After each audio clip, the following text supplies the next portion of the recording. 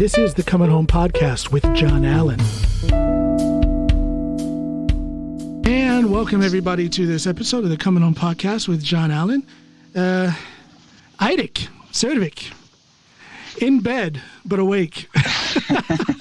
I like a laid-back atmosphere. You can't get any more laid-back than still being halfway in pajamas and in bed on a Saturday morning. Halfway in pajamas. I'm glad you got that right. How you doing today, man? I'm good. This is bright and early for me on a Saturday, but it's a good reason to get up.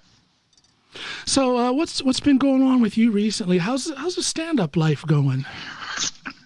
Stand-up life has been Make me feel good. Weird.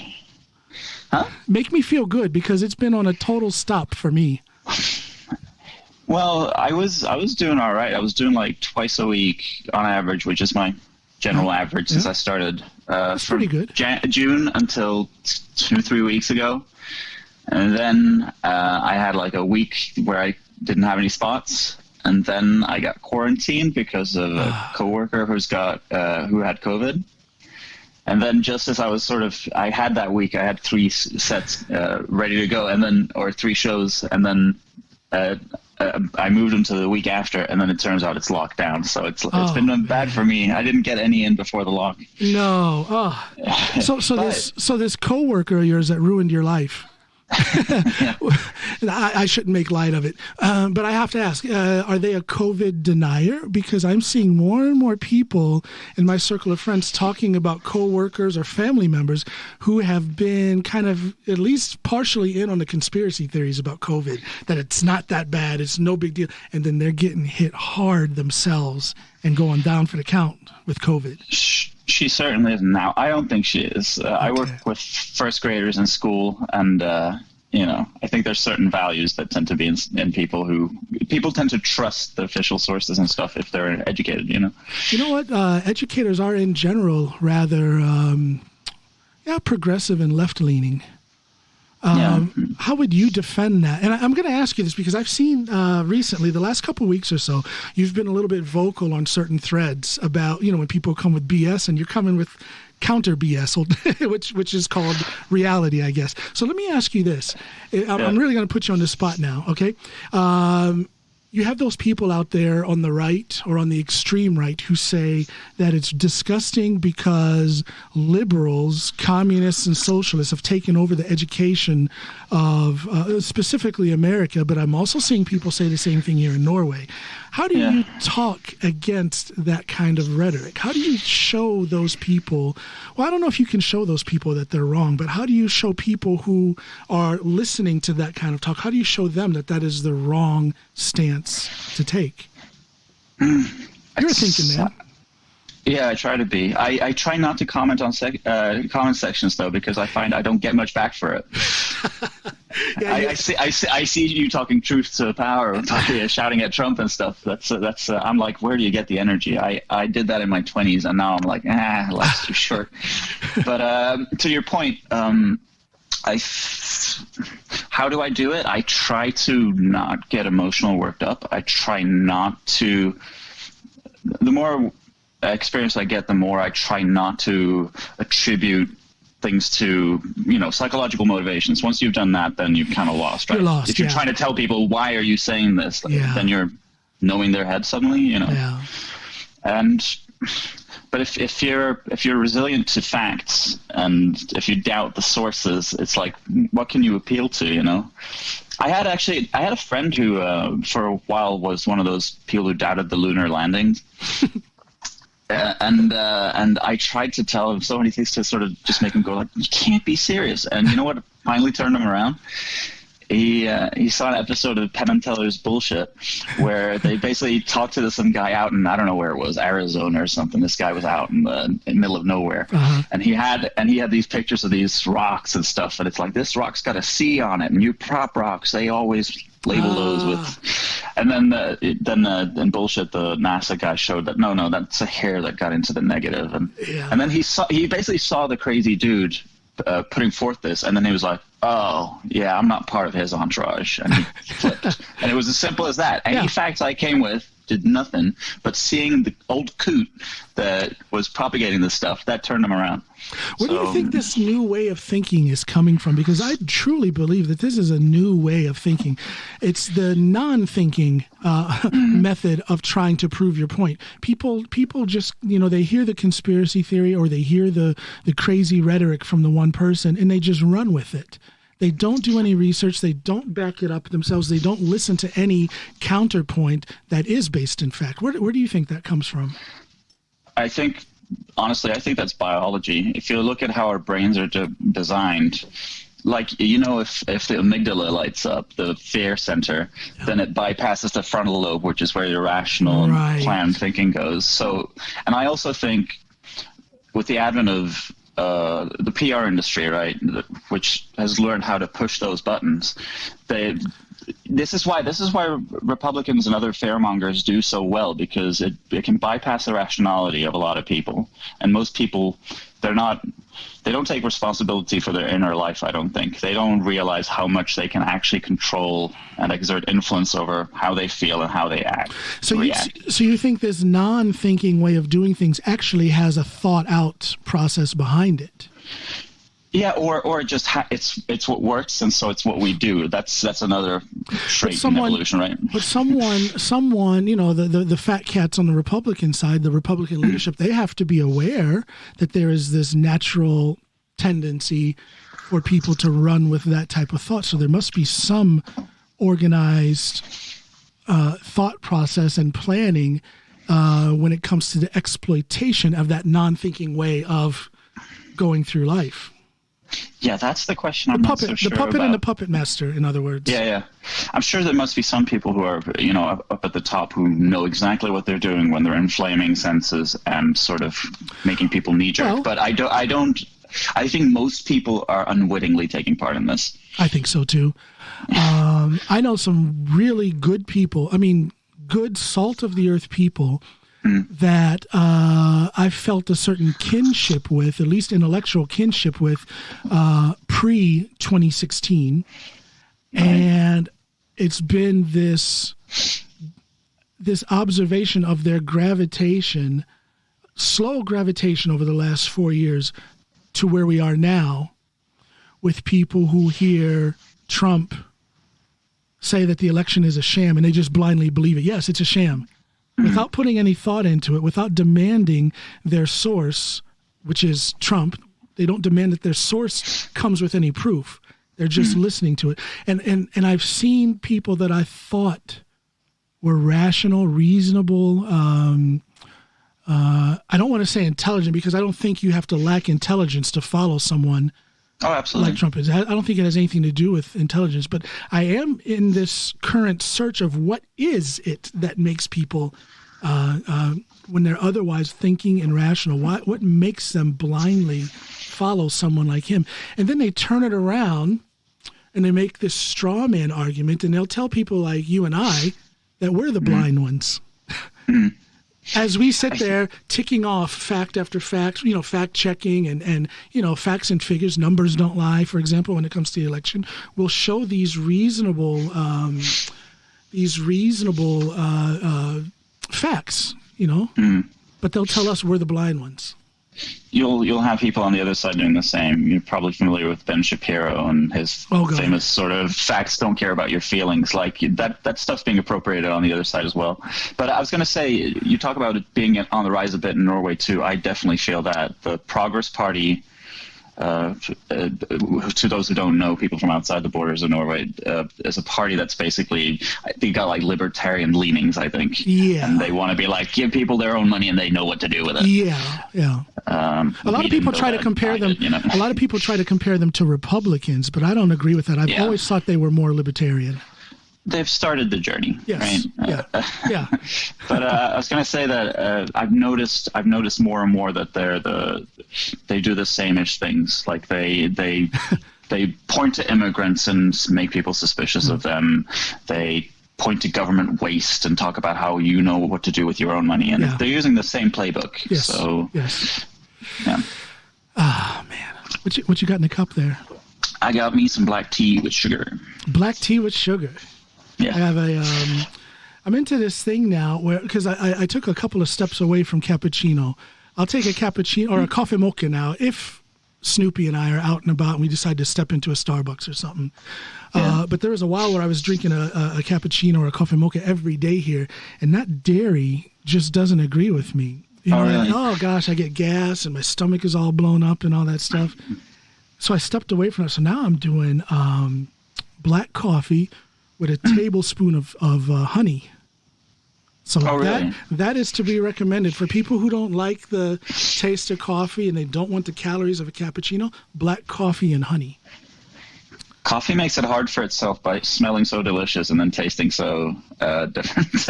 You know, yeah, and there is something weird about that. It's like a clash of the senses because I do think coffee smells good. It takes me back to my childhood, being over at my grandma's house, and she would be drinking black coffee.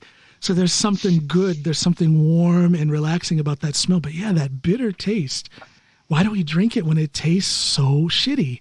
I don't get it. I just don't get it. I've only drunk it much at work, black coffee, that is. Cappuccinos I love, but regular coffee I usually drink at work, and it's a social thing, right? So it's like, oh, everybody's having a coffee break, I'm joining in. And then it starts becoming associated with that, you know? Yeah. What would it take for you to quit your job? My current job? Yeah.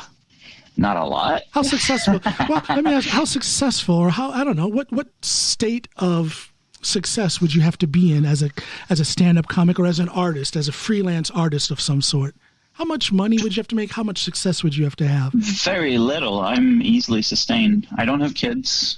I don't have. I'm pretty frugal. I don't have a very lavish sort of lifestyle or aspirations. So, if I could be below the median wage here in Norway and be really? Happily, yeah, really? Oh yeah, I'd be fine. Yeah, that is an enviable position to be in. I do think about what if we could just drop everything that we're doing. Snoopy and I drop everything that we're doing for income, and just move up north to Seiland up in Finnmark, where we have our farm up there. Mm-hmm. And quite a bit of land, and it's right by the ocean. It's by Rongsund, and there's tons of fish up there. Mm-hmm. We could live up there with pretty much with pretty much no income, but we would just have to work to get our food, and we'd be okay. Yeah. We'd be okay. Fish, put some potatoes and carrots in the ground, and fish all year. Yeah. I don't think I could go to that. Why not? What keeps you away from that?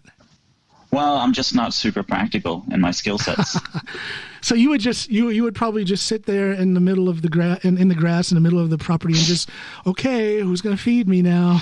I mean, necessity is the mother of invention. I'm sure at some point I'd get crafty, but it's not something I'd take steps towards. No, I was going to say, it wouldn't be that hard up there because really there's so much fish in that ocean there. You have a boat, you go out and you can catch your daily sustenance.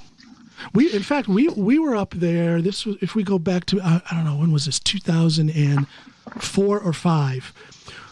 Must have been 2004. This was before we had kids. We went up there one summer, and in the course of 3 days of fishing, staying out all night, and fishing, we filled up a 400-liter freezer box that we had plugged in the garage, and filled it up, froze down all of that fish. We put it on our trailer and hauled it back home, and we had fish for a year.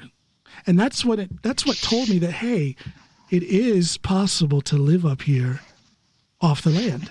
And you get that sweet vitamin D, which you surely need up there. Yes. Do you get depressed by this darkening in the season? No, I do not.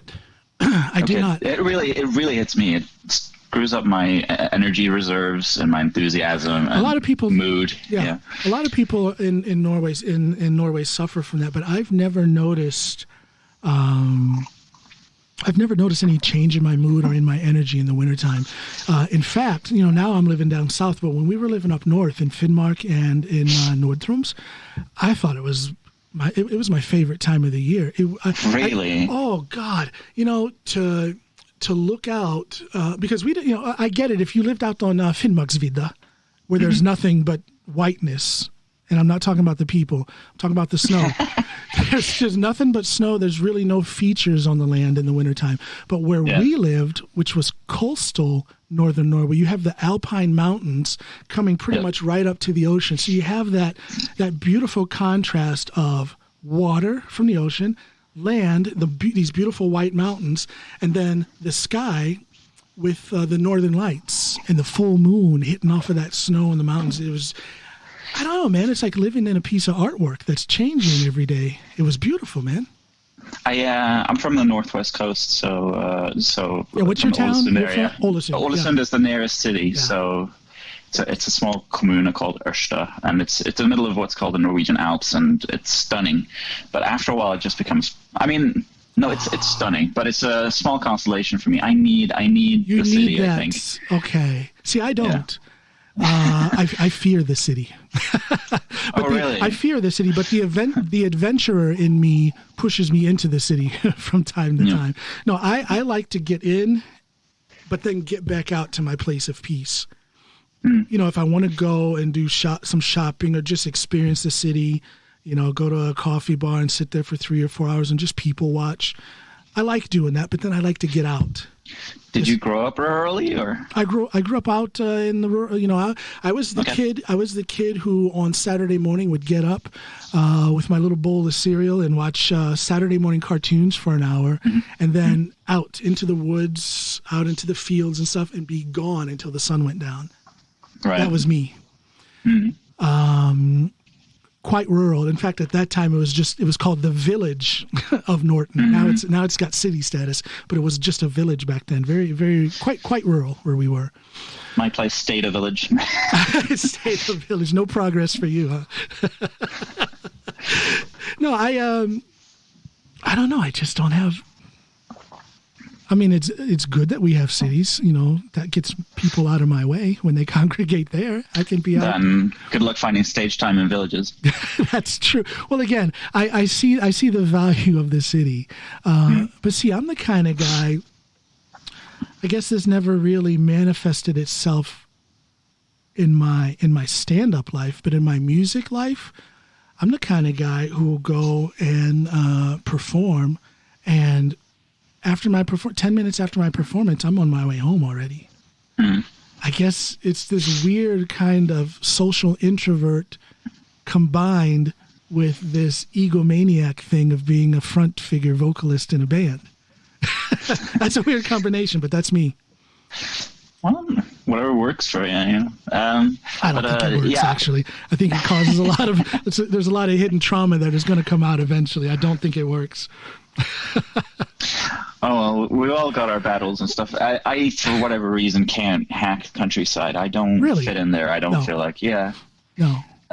It's probably me being a bit unfair, because I think there's also a certain dynamic. People are a bit harsh against the countryside, but I think people need to take into account there's like a selection that just happens by itself, in that most teenagers who want to see the world or who want to get an education and stuff, they'll leave, right? Yeah. And so you're left with a certain kind of people, the people who aren't really super interested in what happens outside the borders there, and they're hobbits essentially, right? And they ale and food, and I'm good, right? And I think also the ones who come back to settle, they're coming back to settle, and so they get kids, and so you don't have much contact with them if you're somebody like me. That's in true. The countryside. So you find that most people I can't relate to, because they're not like me. They don't have the same interests.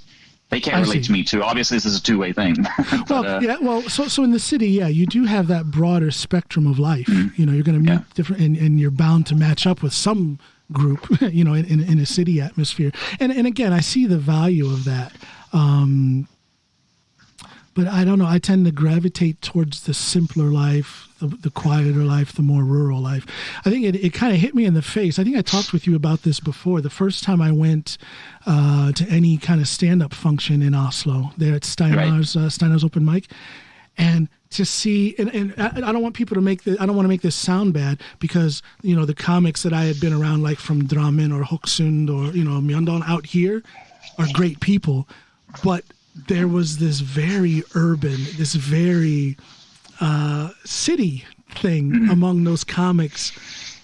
And also, and I'm like, whoa, and just to observe the way they talked, the way that what they were doing when they were hanging out, how incredibly high they were. Good Lord. Some of them. There were quite a few actually who were pretty doggone blasted.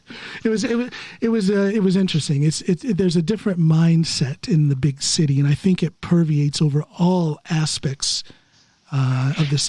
A city police officer is going to be different than a rural police officer. Right. A bigger city comic, as I found out, thinks a little bit different and approaches the crowd in a different way than a smaller city comic does. It's interesting. Yeah. There's also probably different in demographics in terms of age and stuff like that. It's a younger crowd at Steiners than most of the guys you hang out with at Domin and stuff. That's true. That's true. But yeah, I love that.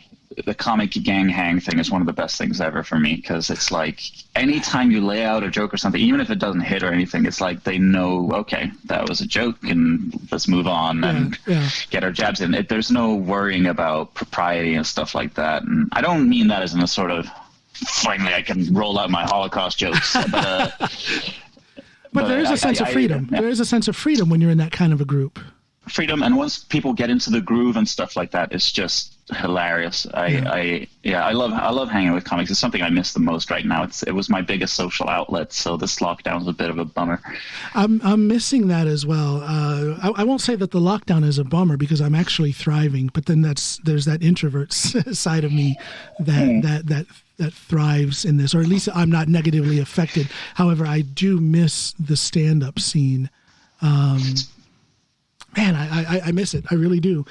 All my plans are blown. It's by next month was when I was going to have started filming a 1-hour solo special from solo show for myself. There, that's just gone. There's just no way to do that now. So hopefully next year. You know what? I'm in general, I'm an optimist, but I don't think we're going to be close to normal next year. This time next year, I do not think we'll be close to normal.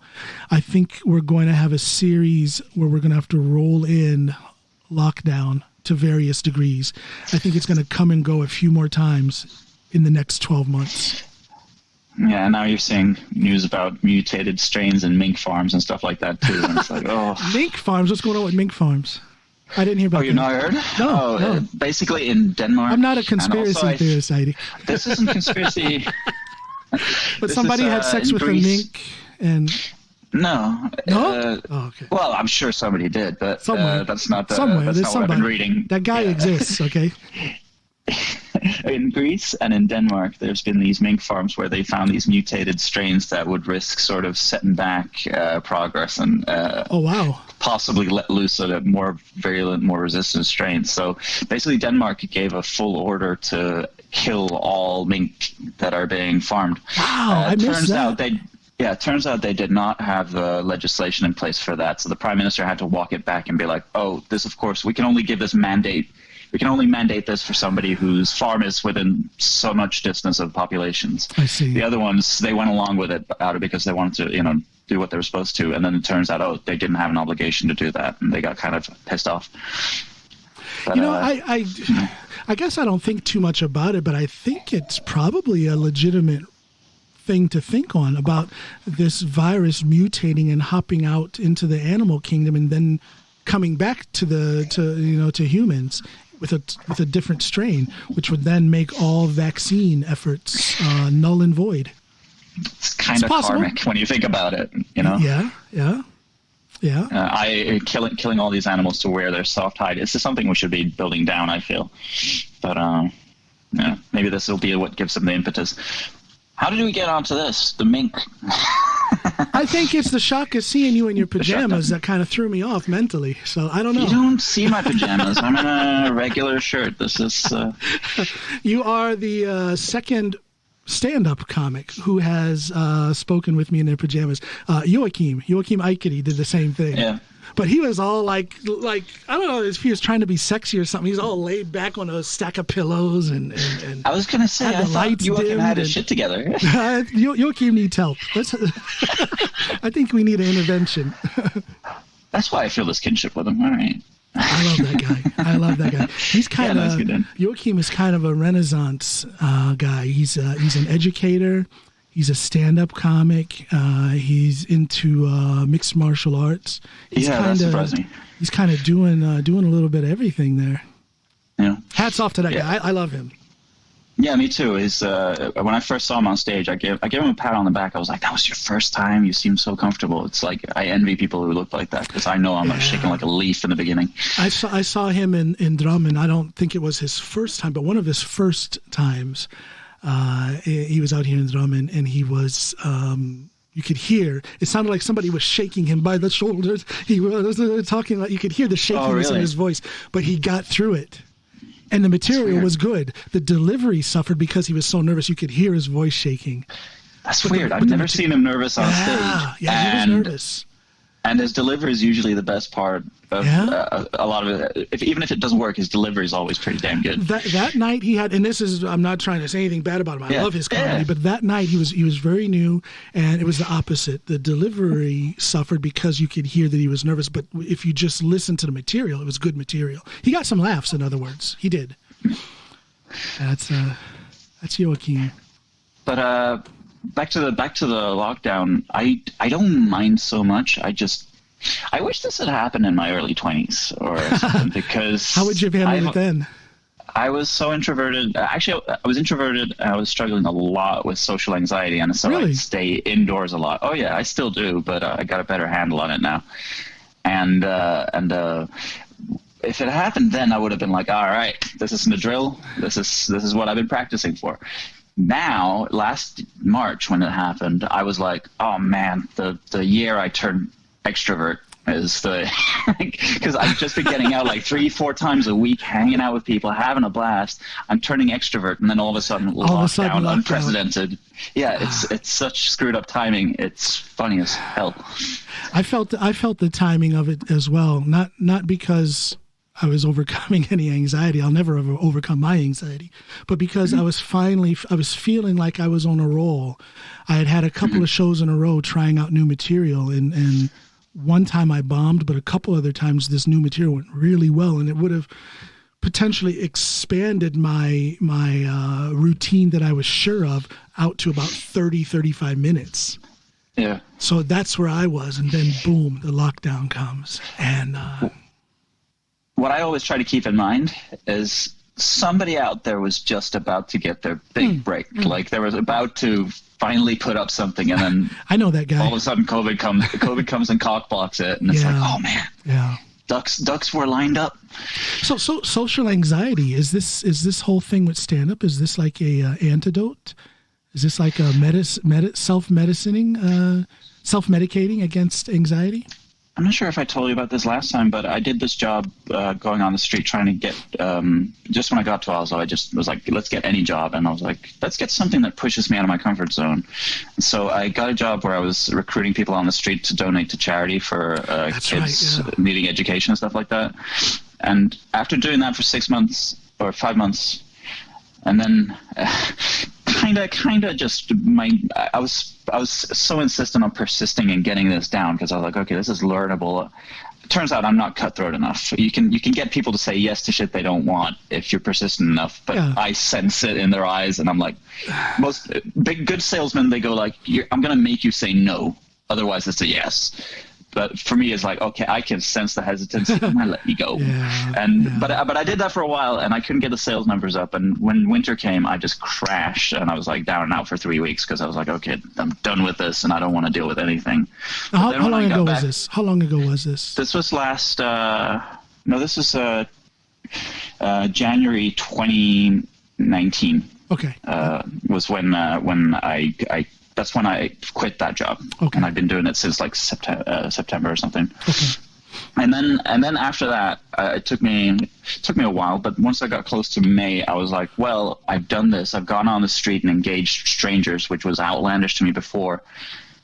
Maybe this is the time to actually seek out some stage time. I've been meaning to be like, okay, this is for me. Let's check it out. And you had the thought of doing stand-up already.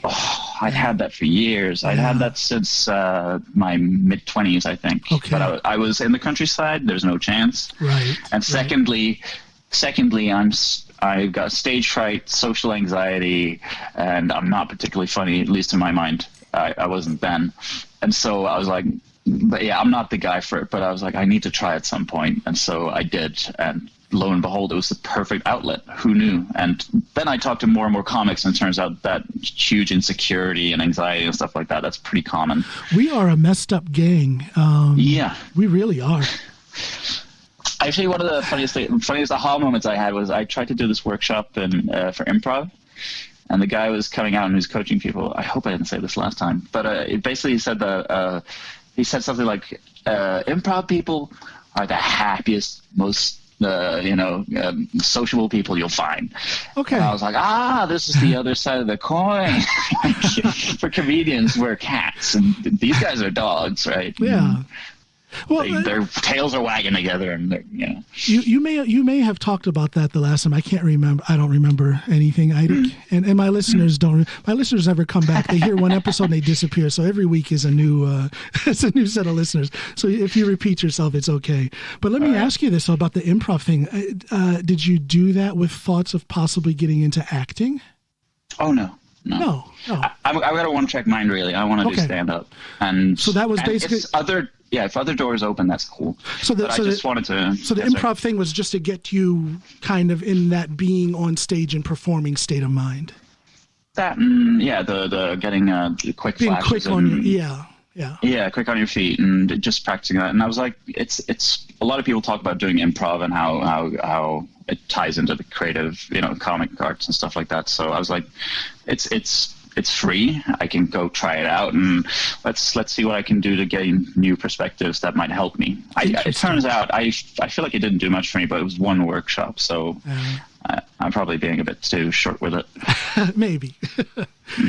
It's but you would take. You're not one of those guys who will miss an opportunity because you have that one-track mind, are you? What if you got an opportunity to be an actor? Would you have the cojones to say yes to that? Now I would, yeah. When I was younger, I wouldn't. Okay. Yeah. Now I'm more of the mindset that you wind up regretting more the things that you didn't do, right? So yes, yeah. And I don't know. It depends. They wouldn't shove me on a stage for a show or behind the camera and put it out unless I can do it. So it's like, if I screw up, it's like, okay, the set knows, the rest of the world doesn't know. That's right. I do have some screen time this year. Do you? Technically, as a background artist, right? Yeah, I was an extra for a show called Norskish, like the first episode or something. So they needed people in 17th of May outfits, and I got this bunad, this West Coast bunad, and I showed up and faked small talk in the background. Cool. Yeah. Why can't somebody write that script here in Norway where they call for a 50-year-old, 130-kilo black guy from the States? I want that role, okay? I want that role. Somebody write that for me. They'll outsource that. They got that one guy from The Wire in for like Lilyhammer when they needed him. That's right. Yeah. Outsourcing. There was this. So this is going back some years. This is at least 15 years ago here in Norway. They had a series of commercials for something, and I can't remember what it was, but it was TV ads for some food product, like a boil and bag type of thing, Findus or something like that. Mm-hmm. And they were trying to play on it being like a derivative of American cuisine. Oh, right. And they would have they had these actors, they would have white people that you would just think these are white Americans, but you can hear obviously in the way they're speaking English, they're not Americans. They're Norwegians playing the part of an American. And it's like, come on, I know there's at least a handful of Americans here who could step in and do that role. Yeah. It's like, and then what got me the worst was they had like a black guy come on, and it's like, he's black, and there's black guys in America, but this guy's African. Listen to how he talks. And it's like, come on. There's room for me in there somewhere. I was going to say, I remember there was an advert for pizza or something on TV, and it was like California pizza. And my ex-wife, she's from LA, and she pointed out, like, first of all, there's a lot of meat on that pizza. If you know Californians, they're not going to have that. And second of all, that girl talking about the pizza, she doesn't even have a West Coast accent. And it miffed her a bit, but it's like for the most of the target audience, that's not going to matter at all. They're not going to pick up on that. Yeah, I know. I get it. I'm a stickler for that stuff too. It's like some people out there are going to pick it up, and it's going to undermine you in their heads. Well, it makes it seem less than professional. Yeah. Yeah. Anyway, somebody will discover me. You need a black guy in a commercial or a film role, I'm right here. I'll do it. When I make it big, and well, I've already got a token black guy. If something happens to that guy, I know a lot of stuff happens to you guys. So I can be a backup. Yeah, he might get shot by the police or something, man. And hey, you said it, not me. we have a there's dog years and then there's black guy years. We don't live as long as you guys. Depends on the police, as you say. They're different here. I remember this is funny. I had a friend visit me from Germany, and my ex-wife was going with us too. And American, and Norwegian, and a German go out, right? And after sounds like the start of a dirty joke. I know. So there's an American and a Norwegian and a German.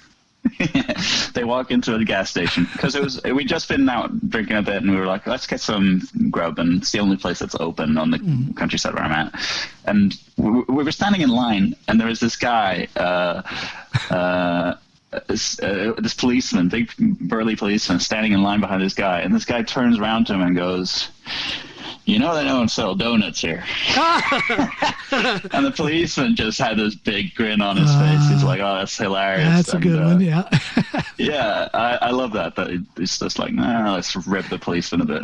I think Norwegian police would tolerate that kind of joking from the public better than American police would. Norwegian police seem a little bit more laid back, less aggressive, less ready for a fight, less looking for a fight.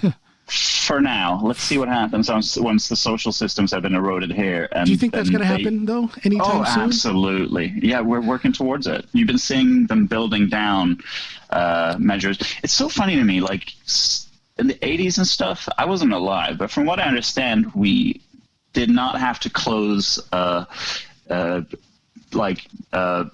infant sections of hospitals and have like, if your infant's got a heart problem, it's got to need to be airlifted now. Like, they're closing down services and hospitals on the West Coast and where I'm from. We had to like rally and go with torches and show our support for the local hospital in Volda. I remember that. Yes, Volda. Yeah. Yeah, and if they shut that down, like, there's people an hour south who rely on that, and after that, it's like, we need to take a ferry or get airlifted to get to somebody if it's urgent. It's like, how much money are you going to waste on that? How much competency are you going to lose? We got to ride on one of those twin prop hospital planes when now Snoopy's probably going to yell at me for putting her medical situation out there, but there was. How do I say this? Let me edit myself here. For whatever reason, when she was pregnant with our son, our daughter at that time was like a year and a half, almost 2 years. But we all had to pile on this plane because we had to be flown to the hospital in Hammerfest. Mm-hmm. Because to drive there would have taken, if the road was open, 4.5 hours. Yeah. And we had a medical emergency. We had to go now. And then when it was time for our son to be born, we had, the term date came, 9 months for humans, 10 months for crazy people like my wife. And the term date came for him to be born. And we actually planned it. We actually said, okay, now we drive to the hospital and they will induce the labor. All because if something were to happen, it's going to take us hours. He was born in December, so this is in the middle of wintertime, and the roads sometimes are not open. And then what would we do? What if the weather is just so bad you can't get a helicopter in? What are we going to do? Yeah. So we had to plan. In such a land of plenty, to have logistics be a medical issue. I think it's a shame. Well, I think it's a shame. Yeah. my point was going to be, we're richer than we've ever been. Like, we're living off interest. But the social services are being less and less available. And we still have to cut in essential services and stuff. It's crazy to me that we're so prosperous, and so much richer than we were in the 80s, but our considerations done by politicians are different. And you see them raising the wages for themselves and then lowering them for other people. No, we're not lowering, but not keeping pace with inflation, right? And then they lower the taxes a little bit, so I get like 200 kroner more a year. It's like that's gee, thanks, Yeah, that'll help. Yeah, but isn't there something to be said for the way Norway has handled the corona situation? People have done fairly well. There's not this large number of unemployed. There's not yes, businesses are struggling. Yeah, but we're not seeing businesses go under like people had predicted. Yeah. In a time of crisis, there's something to be said for that. Yeah, this is a perception thing. You can't spin it if you let business and people's lives collapse, right? So I also think that's partially behind some of the measures. They want to show that they're acting, that they're doing something about it. So sometimes the measures they implement are for show more than for effect. Yeah. For example, closing down, you see restaurant business, and what we're talking about, comedy and opportunities, bars and stuff like that, right? Bars and restaurants have been shown to have some of the lowest transmission rates you'll find. It's like it's not really where it happens. And they're being closed down, and I think it's mainly for show, and those are the businesses that are going to be struggling going forward. Apparently, a lot of people are talking about bankruptcies, and like you're only going to have the main actors who then can consolidate and buy up more real estate and homogenize everything, right? But did you see here a couple of days ago, they came out with some numbers about how much money musicians are getting?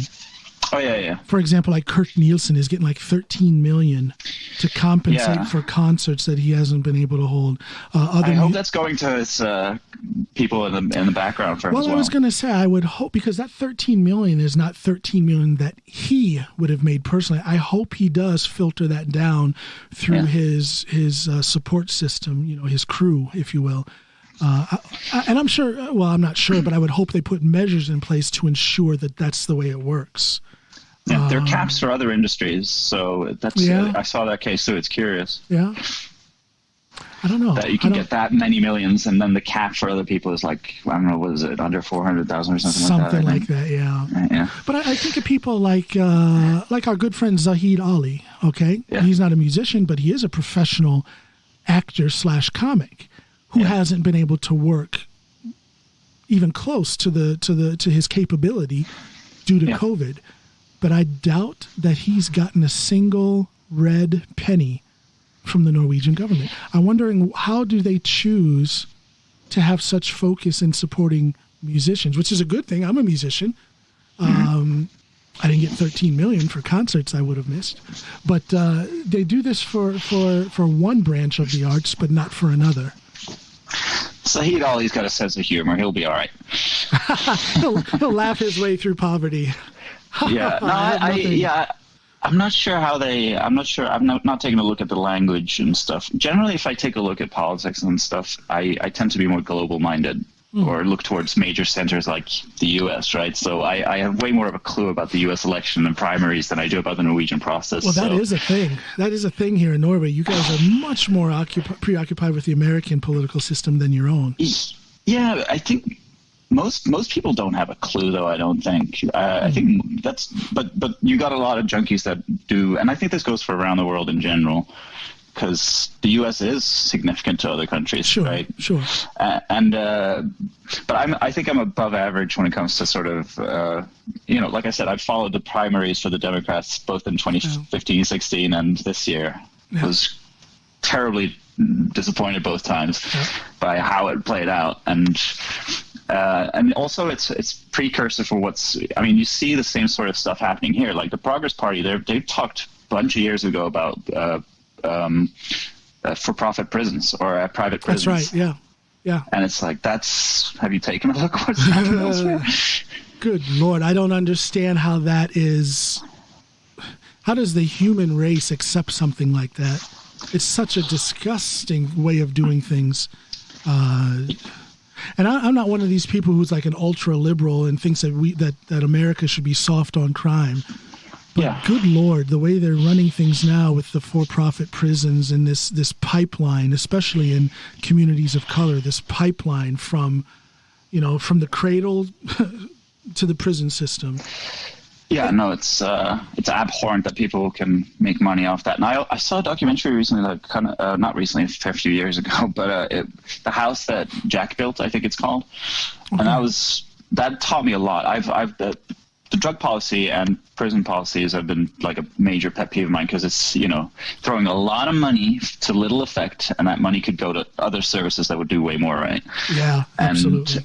And then you saw like the conventions selling the restraints and the tasers and this, that, and the other, and they were kind of like, this is the new top of the line T500, and it's like, oh, okay, this is a thriving business where it's not about the service that a prison is supposed to provide in terms of keeping people safe and reforming and rehabilitating people. It's not about that anymore. It's about, what is it, Toys R Us? They get some labor out of it and stuff too. And it's kind of sick. Let me back you up a little bit. Was it a documentary you're talking about, the house that Jack built? Yeah. I just looked that up, and I'm getting a movie called that. Is it a movie or is it a documentary? It's a documentary. It's this guy who decided he had like a housekeeper, and her family had been falling on hard times, and he looked into that, and it turned out that, the prison industrial complex had a role in that, and the drug policies. This is a movie with Matt Dillon. Okay, so that's not it. That's not it. That's not it. I'm pretty sure that was the name of it, the house that Jack built. Well, I can't find it on Wikipedia, so I think you're lying.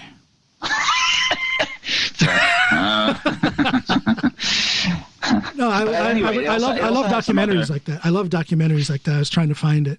Yeah. Another thing that blew my mind about that one, though, was they were talking about here's the timeline of, I'd heard this kind of point before from, if you're familiar with Noam Chomsky, he talks about how, like, in the 1800s in the UK, they made gin illegal, but brandy was fine. And so poor people could be prosecuted because they drink gin. Rich people with their brandy, they're fine. And that it's more tied to class than anything. It's a way to regulate dangerous masses. And they talk about how the opiate illegality in California, that was to keep down Chinese people. Tinctures with opiates, those are fine. Smoke your opiates, you go to jail. And it's also the way during the 80s and 90s, and to the best of my knowledge, even today, the way they prosecute possession of powder cocaine quite differently versus crack. So it's a question of class. It's a question of economy. How rich are you? We're going to treat you accordingly. How poor are you? We're going to treat you accordingly. Yeah. Yeah, it's. I believe Norway's sliding that way. I don't want to be alarmist and be like, "Oh, we're pretty much," It's a slow thing. It's the boiling of the toad, right? It doesn't notice, and I think it's good to be vigilant and not necessarily be like, "Oh, this is where we're headed," but to be very mindful. I'm real careful about what I say because I truly believe that I need to keep my mouth shut to a certain degree because I'm just a visitor here. I was on NRK news, and they referred to me as a Norwegian American. I'm not. I'm just an American who happens to live here. Everybody assumes that I have my Norwegian citizenship. I do not, and because of that, I feel like I can't talk as much shit about Norway as I want to, but I will say this: there are a lot of things in Norway that are out of place, and if they are not fixed, like you said, Norway is in this development. It's in this slow change that is happening, and I get the feeling that things are not going to be recognized for what they are because the change is so long in coming to Norway. But then all of a sudden, people are going to blink, and Norway is going to be a society with some huge problems. It's not there yet, but I think it's coming. You see it already in Oslo, where the east-west divide, right? And people in the west, in west of Oslo, in the affluent areas, they actually use more drugs than in the east. They get taken up for it less. There's health, education, lifespans. Those things are. You just look to the east, and it's just scoring lower on all those things. And it's obvious. Real estate's cheaper there, so certain type of people wind up there more often, and they wind up having less opportunities because they live in these clusters, and that area gets kind of like shunted to the side as problematic. And I don't say get too a much. vacation, right? Yeah, I don't say too much negatively, out in public, but here at home, I go back and forth with Snoopy all the time, and I tell her that, to me, sometimes Norway looks like the United States did in 1950, where there's this upper class of people who think everything is beautiful and it's the best time ever in the nation, but you've got this underclass that's not being seen, that's not being heard. And the overclass thinks that they almost look at this underclass as if they are infantile, like, oh, we'll take care of them. They don't appreciate what we're doing for them. Oh, things like that. And I do believe that it's going to bubble and boil over, and it's going to become a revolutionary period in Norway. Yeah. Maybe not within my lifetime, but maybe within your lifetime, we're going to see some enormous social changes and challenges in Norway. I believe that. I'm hoping to see a global realization of, for example, just that unchecked capitalism and eternal growth cannot be, they just won't work. No. You can't. You're going to run out of resources at some point. Well, you can't just go mining planets. If it worked, the stock market wouldn't crash periodically like it does. If it worked, if it was a sustainable system, then we wouldn't see these issues. But I was going to say, I feel like, obviously, people talking about the U.S. and Americans are like this and that. It's like, people by and large are the same, right? Yes. So why would we think that we're immune to it? We're just at a different stage of development. And I think, I don't know, it'd be interesting to see how people get together. It's like, if it's a big disaster, that's one thing. Post-World War, let's rebuild. Everybody rallies together. But when it comes to something, and then you got the PR industry playing people against each other. Like, one of the things I see a lot that peeves me off a lot is people talking about these immigrants, these refugees, they come over and they get so and so many tens of thousands to settle and do this and that, and they get paid this and that much. Yeah. Often those numbers are completely wrong, for one. Yeah.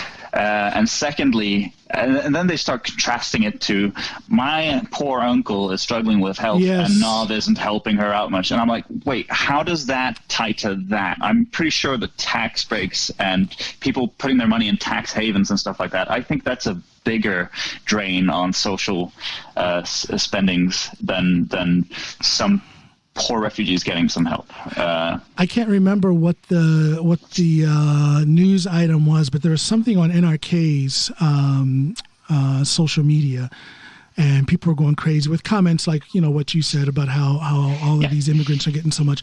And some lady came on, Norwegian lady came on, and she wrote something to the effect of, when black and brown immigrants have an easier life than I do, then there's something wrong with Norway.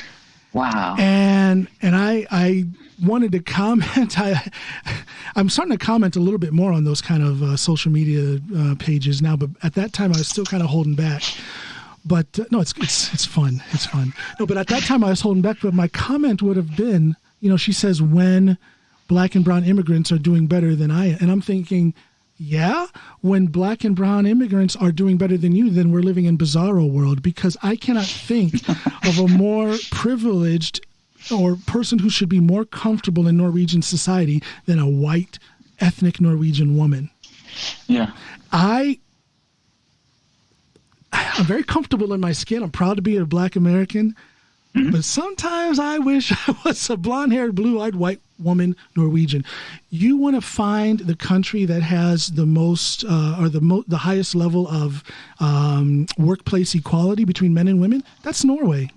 You want to find the society that has some of the highest number of educated women? That's Norway. What is this woman and women like her complaining about? Yeah, and I wonder, what would the corollary feel like to her? Like, would she be like, if white people are better off than black and brown people, exactly, all is normal and well? Exactly. Like, is that what you're saying? I don't see how she could compare herself, a woman who probably can trace her roots, her generational roots, to Norway for 1,000 years back. And she's living here and she's enjoying all of the great things that, Norway is a little jacked up, but it's also a wonderful place to live. So we have to say both sides. So here she is living in this wonderful country, enjoying all of its benefits, probably highly educated, very unlikely that she's met any workplace discrimination. how can she compare herself to these black and brown immigrants who probably are coming from a place that's been torn up by war? They've probably seen loved ones killed or persecuted. And then they come to a country with people like her saying that they have it so well. How can she compare herself to somebody like that? Shock horror. Somebody who needs more help than you is getting more help than you. Hello. I'm not saying they're not Norwegians who are being underserviced by our social system. Sure, and the elderly, for example. The elderly, for example. Yeah. They might be doing better if they're a fresh refugee or something and what they get in the beginning. But to me, that's nothing compared to how much the system's given you in terms of education, healthcare, this, that, and the other. Like, they're just coming here. They're probably going to... when it comes to at least... the refugees I've come across, they tend to be really hardworking. They have an ethos that Norwegians don't. We're all about that work-life balance, right? Yeah. And we know we don't have to try as hard to come across as good. So, well, one thing that I think Norwegians in general and Americans in general they don't put enough value on their own generational wealth. What is generational wealth? Okay, I have money. I'm comfortable. I'm more than comfortable financially. But I don't have generational wealth. Generational wealth is displayed when you are 21 years old, you're freshly married, you want to buy a house. You can't afford it. You can't afford the down payment, but your parents give you the down payment. That's that's because of generational wealth. Yeah. Generational wealth is denied. It's been denied people like me in America. You know, we only have to go back to 1921 with the Tulsa. I hate it that they call it the Tulsa race riots, because it wasn't a race riot. It was a massacre in Tulsa, Oklahoma, where the white populace came in and literally leveled the city of Tulsa, which at that point had been built up by ex-slaves and the children of slaves to be, at that time, a modern-day Wall Street type of thing. Tons of wealth and, you know, their own banks and businesses, and the average wealth of a black person in that city was higher than the average wealth for the nation as a whole at that time. That was the beginning of some generational wealth. That would have been what? Like, my grandmother was born in 1919, so I could be the third generation of wealth in my family. And instead, I'm the first, maybe barely the first, because of things like that. Fingers crossed. Yeah. Fingers crossed, because of things like that. You know, and then you have here in Norway, you know, everybody is very familiar with the laws of inheritance, arveloven and stuff, where things get passed down from father to son, or, you know, mother to daughter, and that wealth stays within the family, and that is such a foundation from which people can jump to new heights. And I don't see, I see very few black and brown people here in Norway who can talk on the subject of generational wealth. They don't know what it is. They've never seen it. They've never experienced it. So for a blonde-haired, blue-eyed, ethnic white woman here in Norway to say that these immigrants who have just come here have it better than her, I don't get it. It is relevant that diversity is kind of a new concept to us. We're so homogenous. We still are. That's another thing that tickled my ex-wife, because she's from LA, like I said. Yeah. She was a minority in her own neighborhood.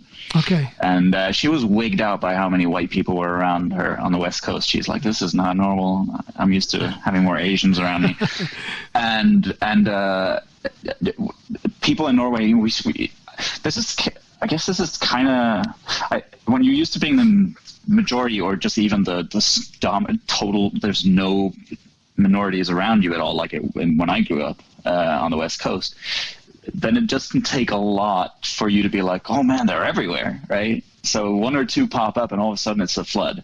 Whereas to other people, it's like, you don't have anything like diversity yet. So I think we're just sensitive to it, and we're still kind of new in being a multicultural society. Let me ask you this. When was the last time you saw a black man And I'm not talking a brown man. I'm not talking someone from Pakistan or India. I'm talking a black man, black skin, African descent. When was the last time you saw a black man on Norwegian news speaking? Not being spoken about, TV. Not being spoken about, but speaking. I don't watch TV outside of streaming and stuff, so I wouldn't know. Oh, man. But yeah, when I think about it, that is something. I can't point to anything in my, like you said, Pakistanis and stuff like that. Those have a bit longer history here, from the 60s, 70s. But yeah. I can answer that. I have yet to see a black man on a Norwegian news program that is strictly news, not entertainment. I'm not talking like Mad Con when they were popular and they were on Seinfeld with what's his name, Harold and whoever, or Skavlan or something like that. I'm talking about a black man on the news speaking about something that didn't have to do with entertainment or sports. I've never seen it. Chava talking about COVID? No, I'm just kidding. No, but I'll say this: I've never seen it. I could have seen it if I watched myself. Yeah, I haven't seen my own recordings on there, but that and I was talking with my wife, and I actually had another person. I don't want to name them. No, I'll name her. Yeah. Kim Fairchild, great vocalist and actress, black woman, American roots, American and Jamaican, and she told me, she kind of challenged me in a way, because my podcast, as everyone hears, is basically just conversations with people who I admire.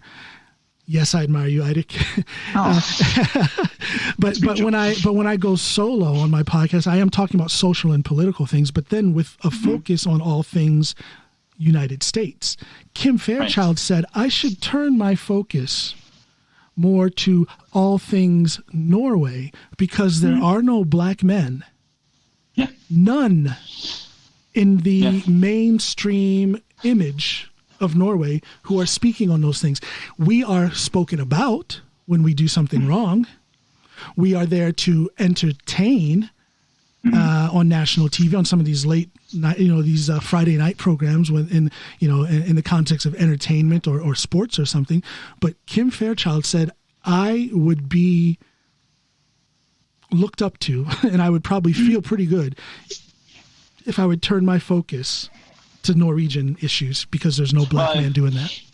You've been invited on TV to talk. I'm assuming because I didn't check it out. Man, I'm digging for compliments. I'm digging to get a fan, and you haven't even seen. No, I the last couple of weeks. When was it? 2 weeks ago, I had 4 national radio and TV appearances here in Norway. And of course, it's I'm kind of halfway joking about it, but it is a very humbling experience to be given the opportunity to speak my mind on a national platform like that. It's incredibly humbling, very cool, but very humbling and a little bit overwhelming. Yeah, but you were it was about U.S. election and stuff like that. Yes, but also some things that have to do with what's happening in Norway as well. Right. And again, I told you I'm a little bit careful about speaking my true mind about Norwegian things, because I feel like I'm just a guest. But my point is that being up in all of that and getting that kind of opportunity on a national platform, a news platform, it was very humbling. It was very daunting, and I did well, but it was a lot. It was a huge experience. But I was looking at it more from my own experience. But people like Kim Fairchild, people like Snoopy, my wife, and a couple other friends, like, hey man, step back and think about what just happened, because we don't see black men speaking at that level of exposure with that, with that viewpoint, with that type of eloquence. And I'm like, you know what? They're right. I've never seen it either. And I never thought about that before.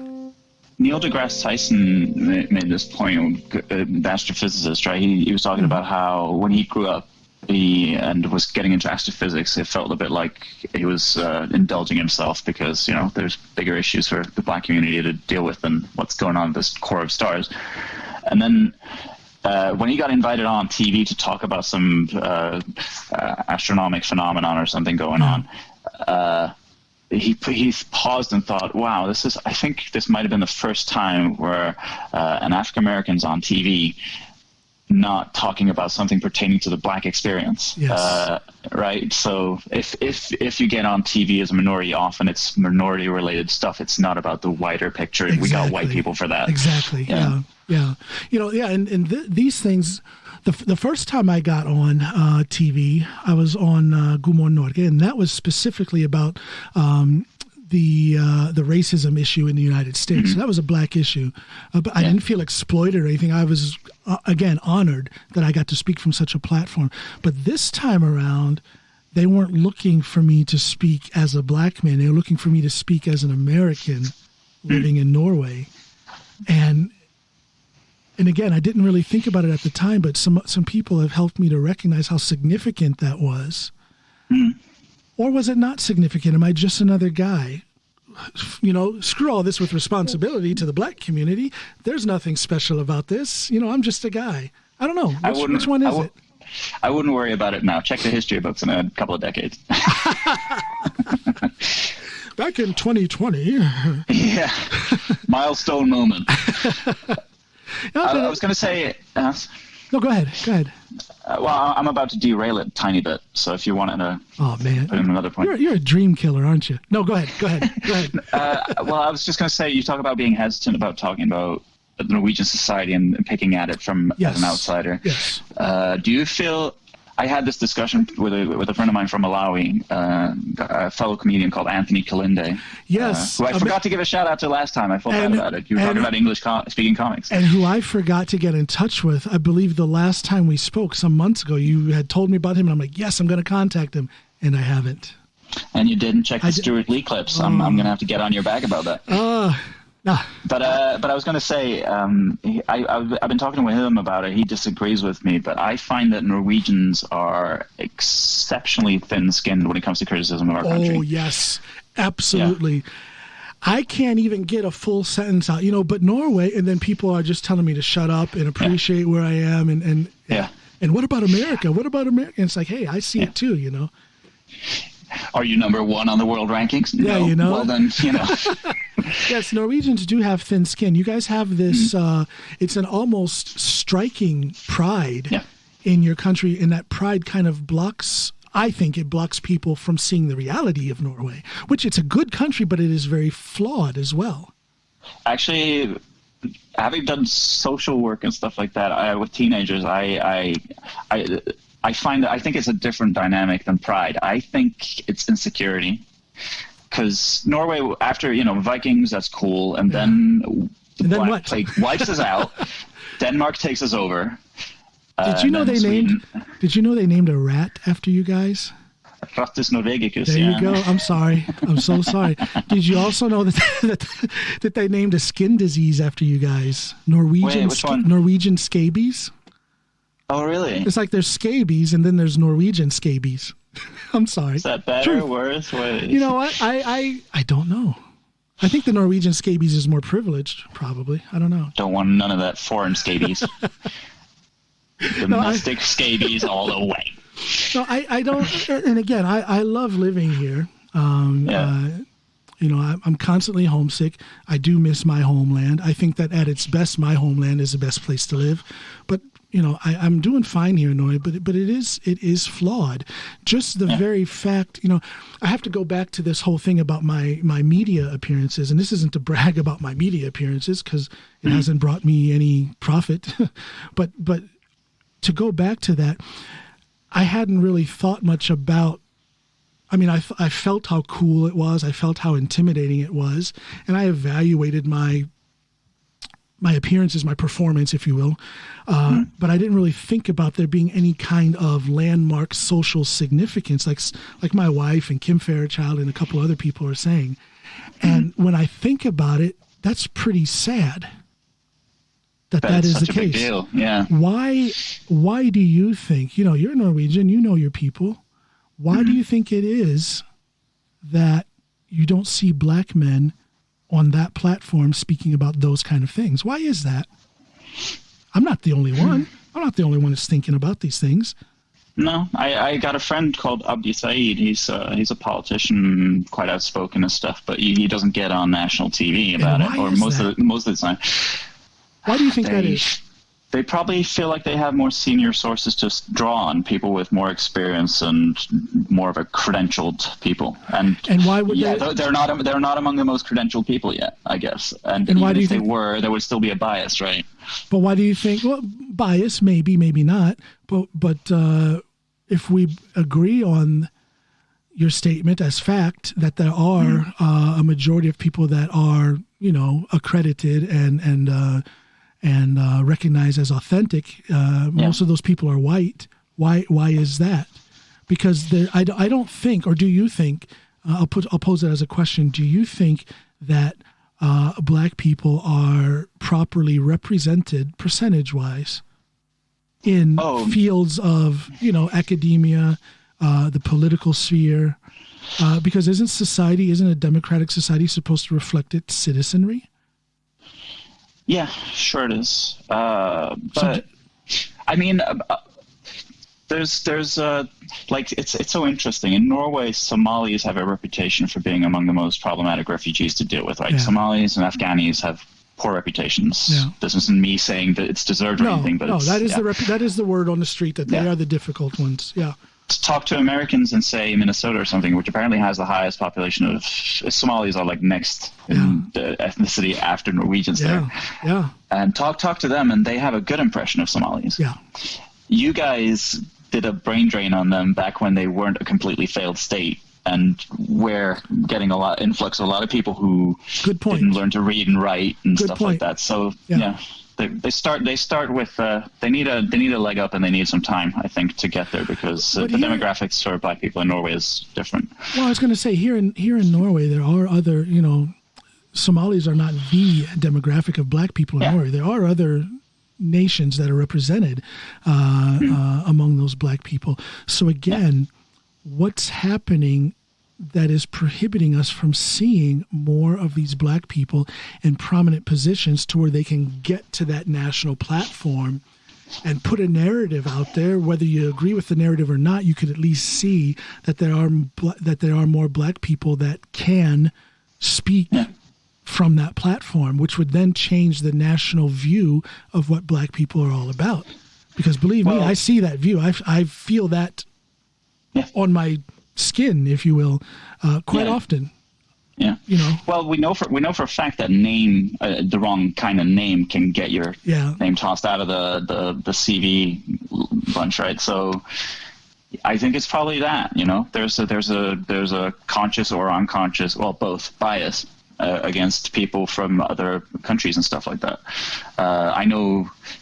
And there's a hierarchy, I think. So Eastern Europeans, and then you make your way down to Africa, I guess, and it's terrible, and it's holding it back progress, but it's there. It's human nature. I think humans.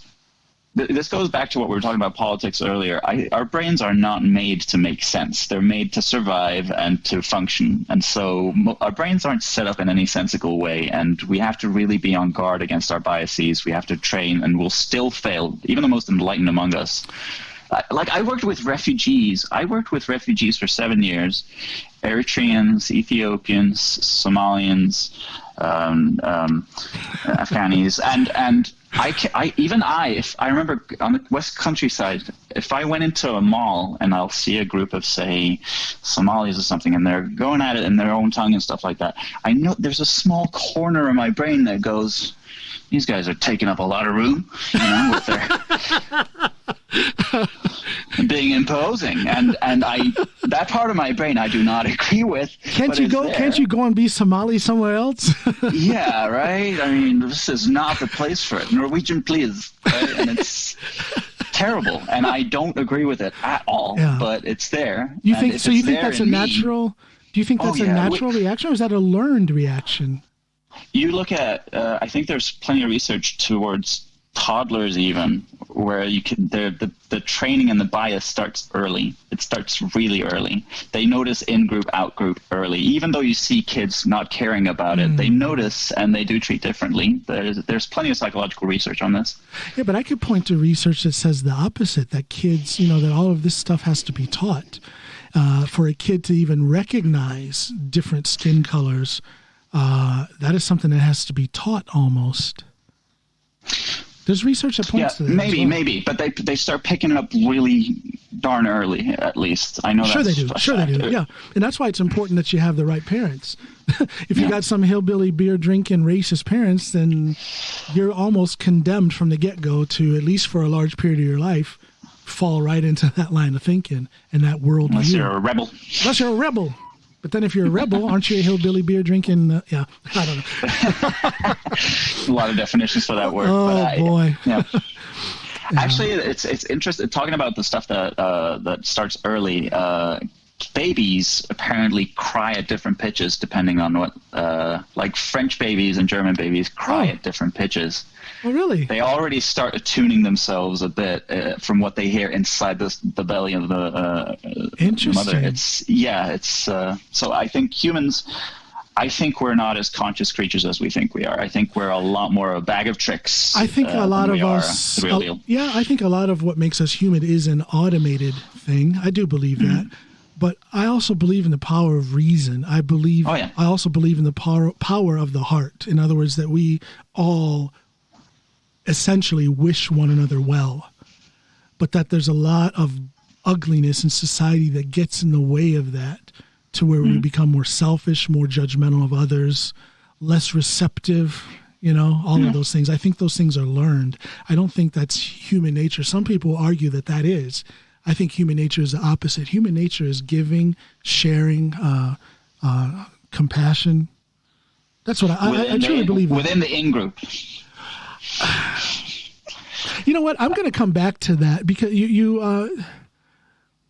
I'm a man who likes to study. I'm gonna look up that whole thing, and we're gonna come back to that at the next time we come on, because I think that can be an interesting concept, an interesting discussion. But I'm just not too familiar with. I'm gonna do some research on that. Speaking of checking against your biases, I should probably admit that I don't have the footnotes for this right now, and I might be putting too much strength on it. So that's the prudent. We'll come back to that.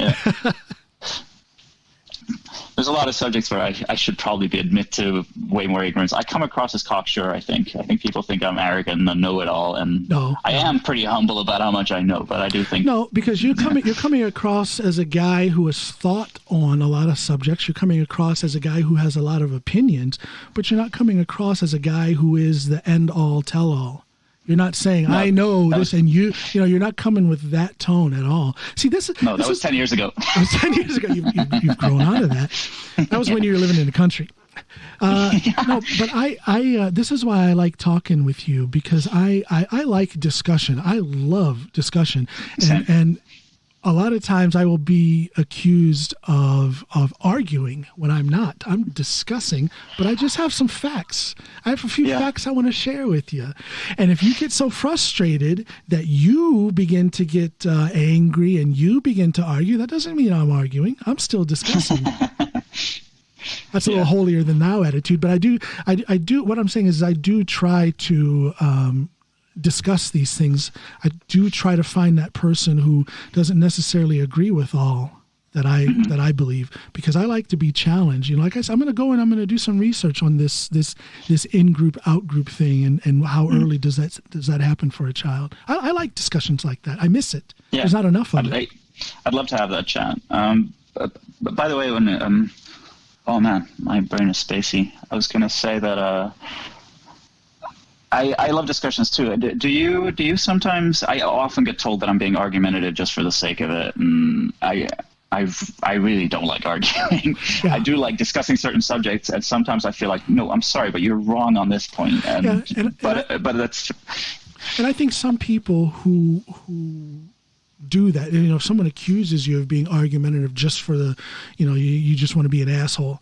I think those are the people who might be, and I'm not saying we're smarter than them, but I think they are being a little bit lazy. They don't tolerate being challenged. They've nestled into that, they're sitting in their little nest of thoughts and beliefs and ideas. It's comfortable, it's well worn. There's no challenges there. They're nice and safe and secure. And then boom, here you come, this thinking man who challenges, who rustles their nest a little bit. And they don't know how to that's react. my worldview you're screwing with. I was like, So I think it's people get a little bit lazy. They get a little bit too comfortable. And again, I truly believe that something has happened recently within the last between 4 and 8 years. You guys can just figure out if that times up with a couple of the past elections. But I think something happened in the last 4 to 8 years that stopped a lot of people, especially in the United States, from having an open mind, from having a desire to dig through the rubble to find their way to the truth. Social media echo chambers are probably a big part of that you all get everything reinforced and you only get negative stuff about the other side of the aisle. And that's one of the things that really annoy me about social media and media in general. The media wants to focus on the hot spots, and so you get the two sides of the spectrum. Most people live in the middle. That's you got true. a small group of people on the sides. Yeah. What's the name of that new social media thing that's coming up? I forget, but yeah, I'm going to look it up. Alt-right sort of social media thing, yeah. Yeah, because to me, I just posted something about it the other day. Where is it? Parler. What's up with everybody going to Parler? Because it sounds like, and when you think of the people on the right, what have they been saying, especially for the last few years? Oh, you weak little libtards, you guys can't handle the truth, you guys need your safe space. Well, it looks like the right needs their safe space.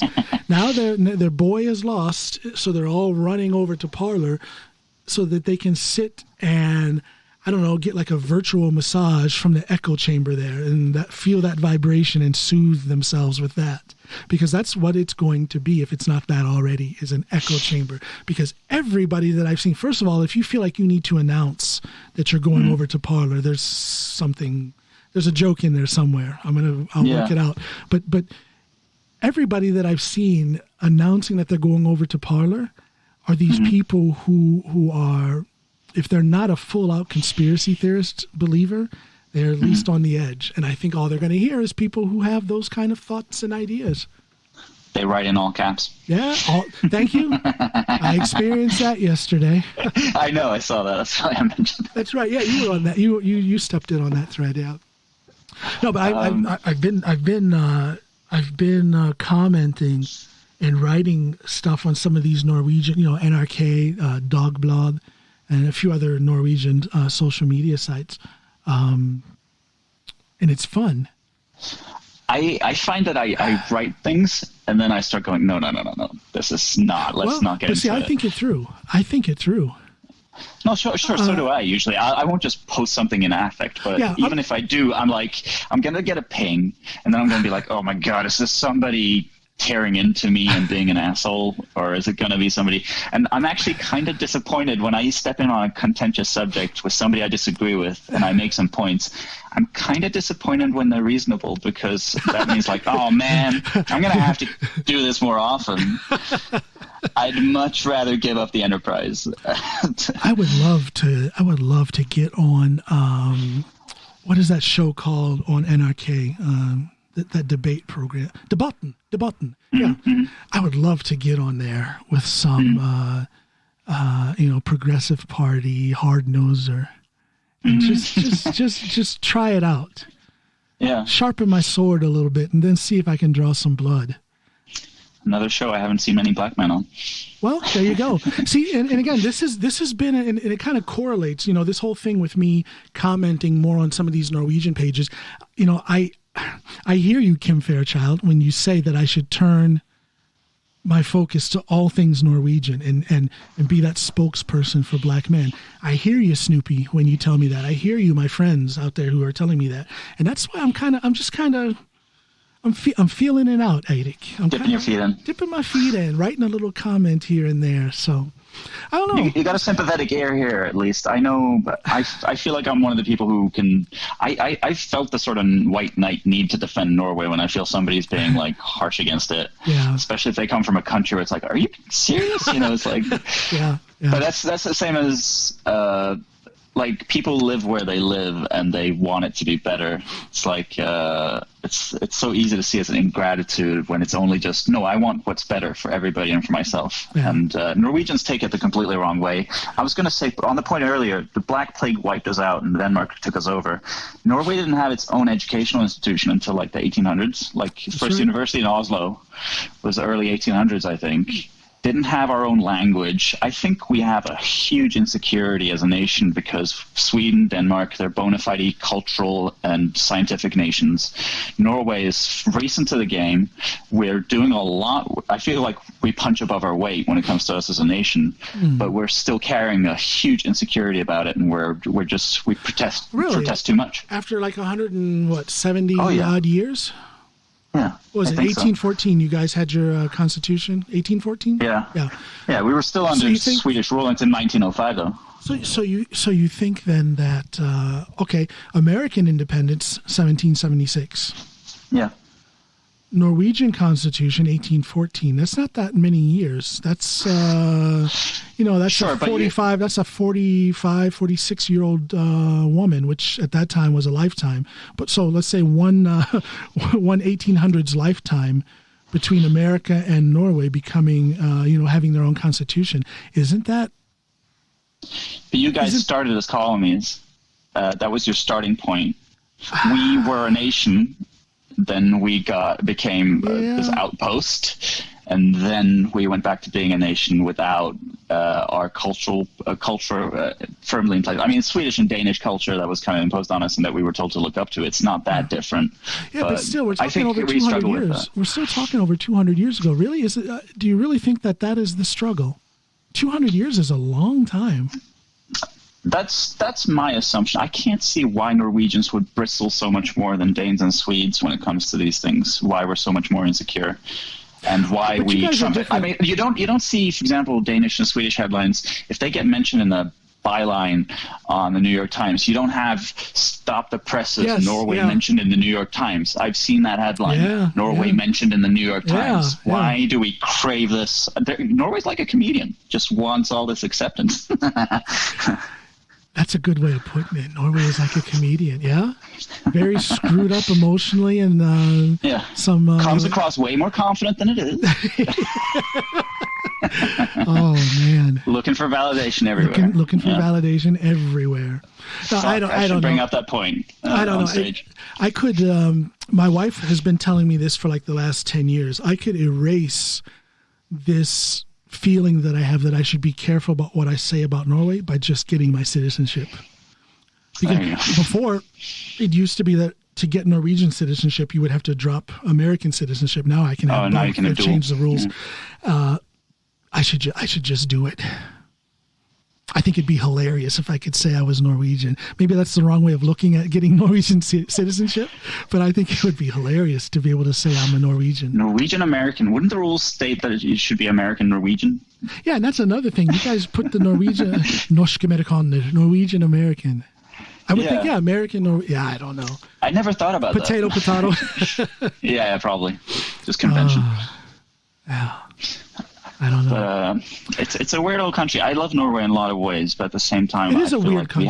We have the potential to be so much better than we are. We have all the resources. You do. You have all the resources, and it is a weird country. There's so many things that I just can't make sense out of. So I stopped trying to make sense. Drop some other ones on me. No, I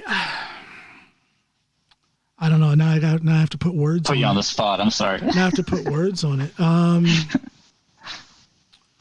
Yeah, I don't know. Maybe I'm just talking shit. No, I don't know.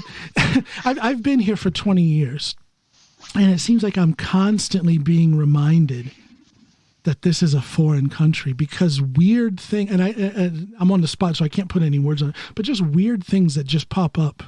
And I'm like, whoa, okay, yeah, Norway, yeah. Yeah. I don't know. No, it makes sense to me. I mean, that's another thing. Norwegians tend to think they know the U.S. Because of, well, a lot of countries do, right? They see it on the TV all the time. That's slightly irritating. I actually said this on NRK, on the national news. I said that's quite irritating that Norwegians have this thing that they know America, and they try to tell me I've been an American citizen my whole life. I lived there until I was 33 years old. Yeah. But they try to tell me what America's all about, and they don't know what their own country, they don't know what Norway is all about.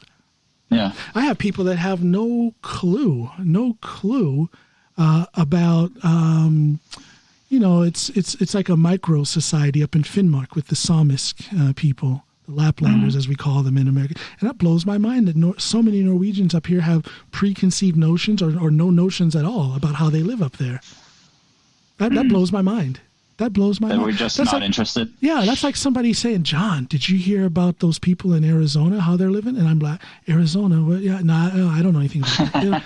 I don't get it. I just don't understand that lack of knowledge about, at the same time as they can be so proud and overprotective of all things Norwegian, and yet they have so little knowledge of certain aspects of Norwegian society. Those guys aren't proper Norwegians. They spread out over Sweden and Finland too, right? Okay, look at him, disassociation. I don't feel that way always. Psychology 101, we talk about that, disassociation there. Yeah, I don't know. I've never taken super much interest in the Sami either, but I do know, of course, that we treated them terribly in the 50s and 60s and stuff, and probably 70s, prior to that. And 70s and 80s and 90s. Oh, yeah? Sure. I'm not sure how long when could they practice their own language in schools and stuff like that? Like, I'm talking about stuff like that. There are still issues with that to this day. The Sami are entitled, if they want it, to be to have a certain amount of their curriculum at schools to be taught in the Samisk language, and there are certain issues with that to this day. My father-in-law, my wife is Samisk. Her father is from where we have our place up there in Finnmark. There's stories about him. I was witness to some things about how he was treated. In the first couple years when we came to Norway, we lived with her parents. And I saw with my own eyes, there were certain issues that he had with the county, with some building permits and land issues and things like that. And they treated him like a dog because he was Samisk. I saw it with my own eyes.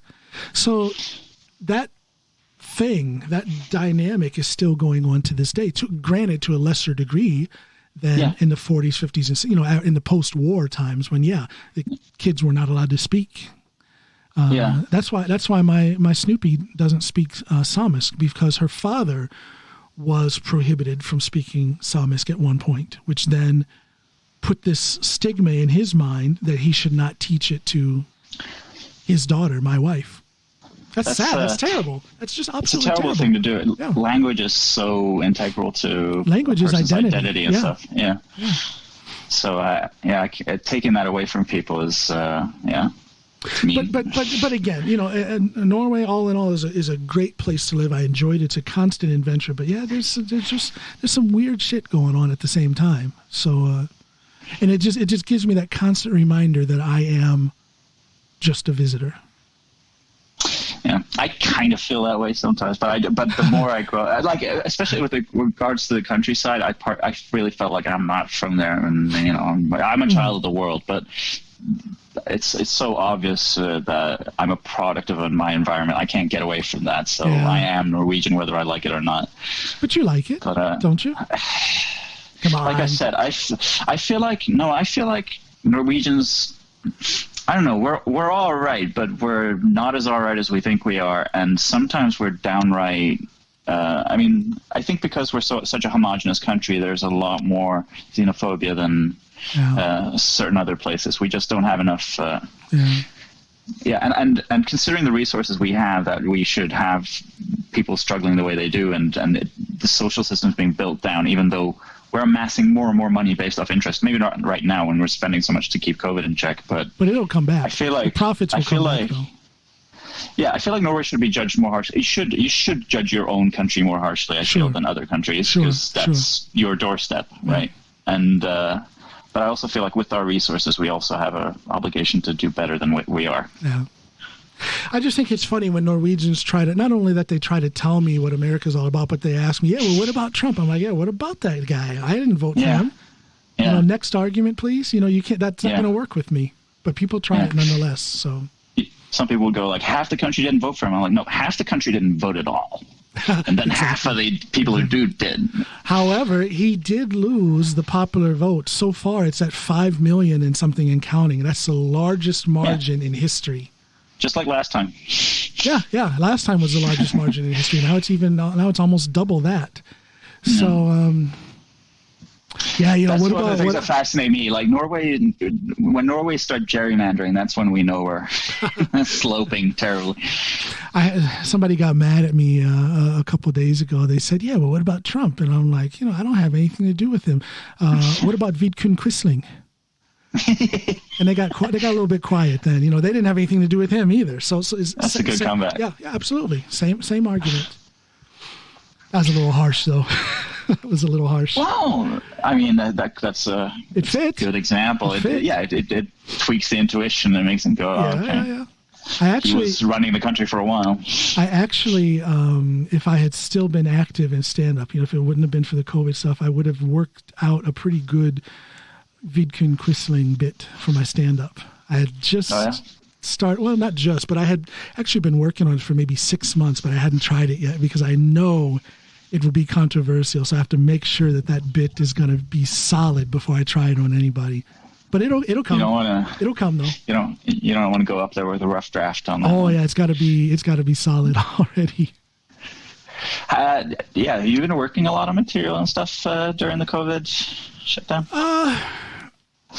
I don't want to say I've been working on it a lot, but I am constantly writing new material or fine tuning older material. That writing process hasn't stopped.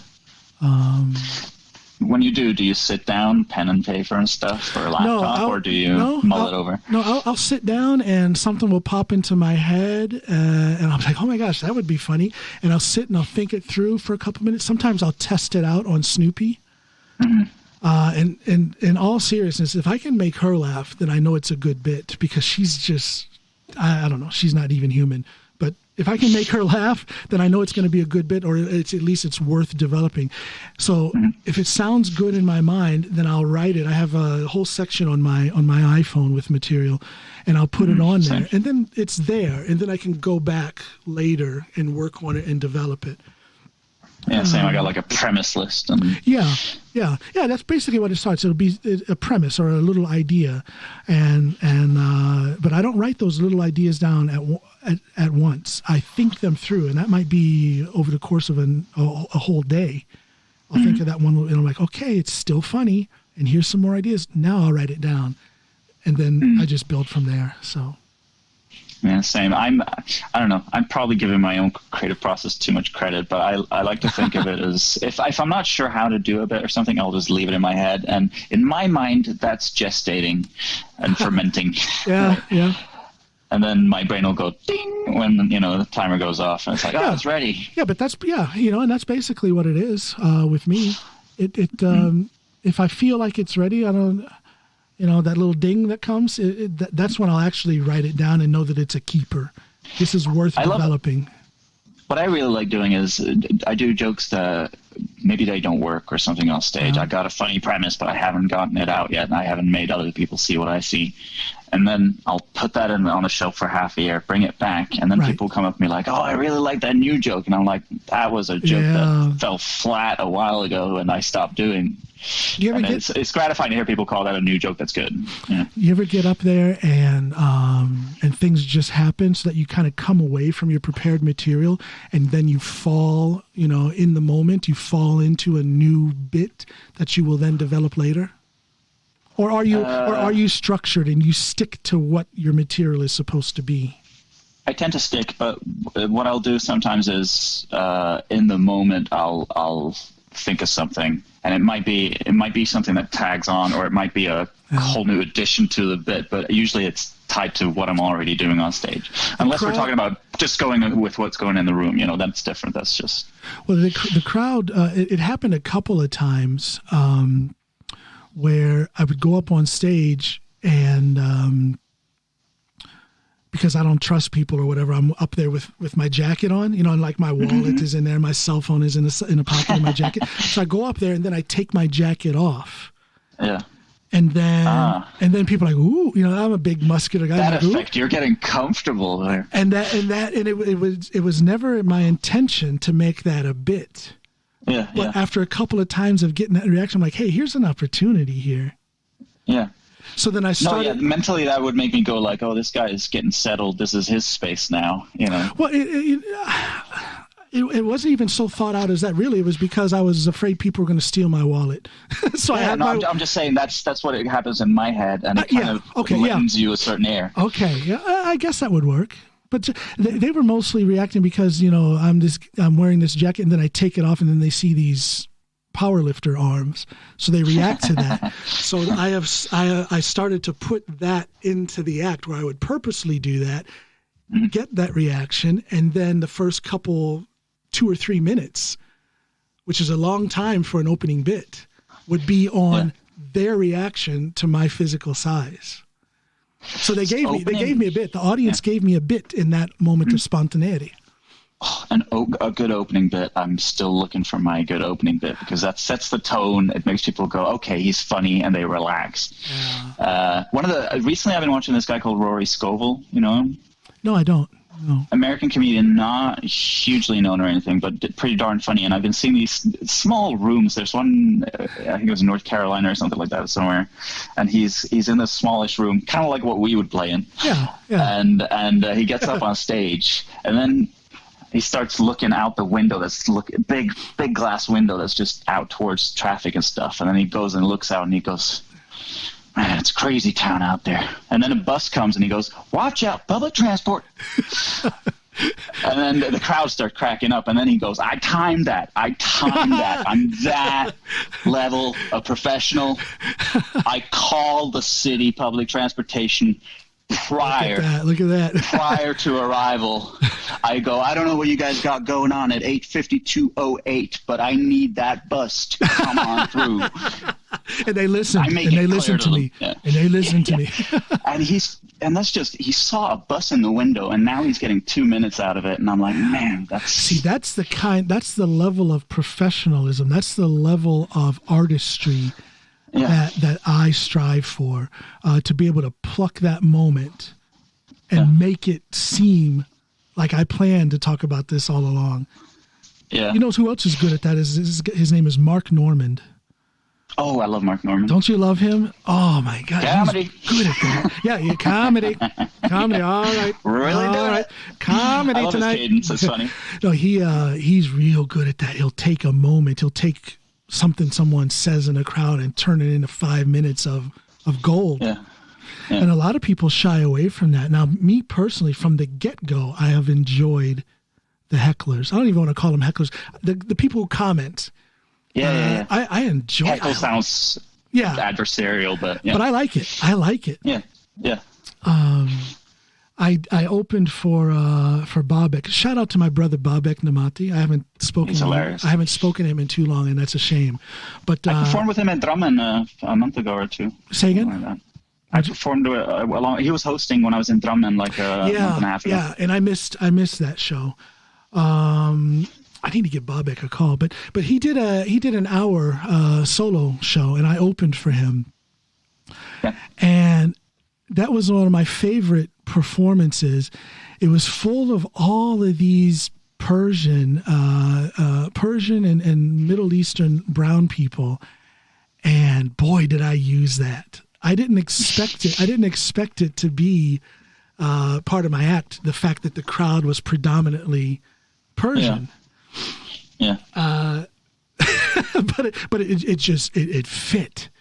Yeah. And it all started with, I came out and started my thing, and there was a spotlight in my face, and it was too bright. So I honestly was asking whoever was in control of the lights to turn it down. Mm-hmm. And then it just clicked in my head, wait a minute, here's an opportunity. So I said, can you please turn the lights down, please? It's a little bit bright. And I'm like, yeah, all these Persians out here with all them gold chains and grease in their hair. It's just, that light is just, and I don't think I have ever gotten a louder or longer moment of applause in my short, pathetic little stand-up career. They loved it. Funny. So then I just kept rolling with that, and there's too much cologne in the air, and it just turned into this series of bits that just came from them in their response because they were Persian. I bet I was about at least 5 or 6 minutes on that. That's a long time when you're just an opener who has 20 minutes. I was supposed to be on for 20 minutes, and I took 5 minutes and turned it into just making fun of them being Persian. Yeah. And then you can go, all right, let's get into the actual material. Yeah, now that we've gotten that out of the way. Gosh, I don't think I've ever... Yeah, me too. I don't know if I've ever engaged the audience that way before. Oh gosh, it's so actually, I was lucky enough. The last set I did was at Prøverøret. I won the lottery to go up and stuff, so I got to do an unpaid slot after the break. And my opening line was something like, "I've already drunk my free beer. Who here wants to who wants to buy me a beer?" And dead silence in the room, and I go like, "Show us your funny first, Eirik." All right. And then. But usually I can't. I don't see how you can get 5 minutes out of just what's going on in this room, and I could never do that. But you know what that is? I think that's a cultural thing, and among Black Americans, this goes back to years before I even thought about doing stand-up. I can remember sitting at my job as a police officer, and we would be 4 or 5 Black guys that I worked with sitting around and just making the rounds, going off on each other, saying the most outrageous things, making fun of personal qualities or physical qualities on each, and just finding something in the moment to be funny. That's what we do. That's what Black men do. You find that a lot with blue collar workers and stuff too. Like a lot of comedians talk about blue collar background and warehouse banter and stuff like that being formative. And in this case, it's Black banter. Sure. Every Black guy has that old uncle who used to just be funny and would talk about people and just say the most horrible things that would be horrible in any other context, but because it's just to be funny, and it's rooted in love. You're making fun of someone that you actually care about, but it's funny and it's very Black. That is a Black thing. So Who's your uncle? Red Fox? I had uncles that you could probably compare to Red Fox. Red Fox, I don't want to take anything away from him, or people like Richard Pryor. I don't want to take anything away from them. They had their talents, but I'm telling you, that's so common to have somebody like that in your family. Sure. In America, among Black people, we all have that uncle or an aunt, some lady, older lady. I got several aunts there. I'm pretty sure. Oh man! So shout out to Babek Namati and all of his greasy Persian friends. Yeah. Sounds like a crowd I'd love to perform for, man. If you get a applause break right off the bat for pointing out their gold chains, that's pretty good. Gold chains and hair grease. Yeah. No, it was. I thought you were gonna make a rug joke or something. What is there? This fire sale on rugs or something? No, it was. That was a good crowd to perform for. It was a different. Yeah, you want to talk about how different crowds can be based on location, but also based on ethnicity. That was just a different crowd that night. Yeah, well, speaking of Black culture, I mean, it's widely known Black crowds. If they like you, then they're just the best kind of crowd to perform for because they're falling out of their seat and stuff. The Apollo Theater in New York City. Yeah. You go there, and if they love you, they love you. But if they don't like you, they will boo you, and you will know that they don't like you. Richard Pryor's son got booed off. Yeah, yes, he did. Who, by the way, thinking he could just walk on and just say stuff. And I'm trying to get. I don't want to say the guy's name because I don't want to put out information that he doesn't want out there. But there's a gentleman who is an actor and film producer who has a project with Richard Pryor's son. And this guy is a Marine, retired Marine. So we have a sense of brotherhood right there. And I'm trying to get that guy on to talk about his acting career and his time in the Marines, but also see if he would be willing to come on at the same time as Richard Pryor's son. Oh. I'm trying. I have high hopes. Yeah, no, I'm trying. That would be I think you get more than that one sliver of people. I think you get a bit more traffic for that. Yeah. I think it was so cool when I got Ralph Molina, the drummer from Neil Young's band Crazy Horse, when I had him on, and then to see the love and support from a whole different crowd of people than what had been listening to my podcast up until that time. And it's just that's what's so cool about my podcast is it opens doors that I never forget about the door not being open to me. I never knew the door was there in some of these circumstances just because of the people that I've had on. And it hasn't necessarily had to be someone as famous as Ralph Molina. You know, talking to you and talking to Joachim, and I've gotten to know so many different stand-up comics where when I first started doing stand-up, I felt very much alone. But now I feel like even though I haven't been active for the last almost, 9 months, I still feel like I'm part of the stand-up family because of the people that you guys have mentioned and I've gotten to meet. And yeah, that's hugely important to me. Yes. Anthony, who I mentioned earlier, he's such an organized guy in everything he does. And he's like, hey, who wants to get together a little writing group? Like, let's meet up at a cafe or something, or and get some drinks in and stuff and just write. And it was such a good hang. Very unproductive.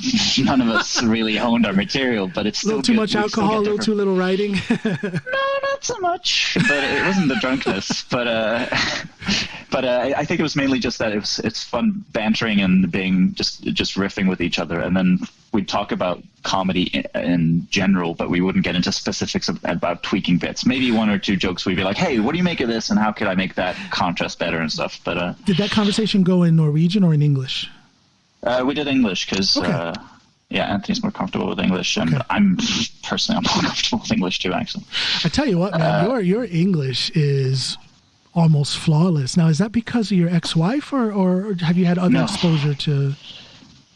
It's because I didn't have many friends growing up on the West Coast. And so I was inside and watching TV a lot. And I can do a British accent that's equally, people from the UK can't tell. And it's just the one skill I got. I was always fascinated by English. I took in as much as I could. I practiced it as much as I could. And by the time I went on exchange to the US when I was 17, people couldn't tell that I was an exchange student. Yeah, your English it's like a very typical, average, generic, maybe a Midwest, upper Midwest American English. Nobody would ever know you're Norwegian. Yeah. It's the one thing I'm unapologetically cocky about. Like, I don't think I'm hot shit in any way, but my English is on point. Yeah, you should be proud of it. Your English is quite well. I'm proud of my Norwegian. I think it is so cool.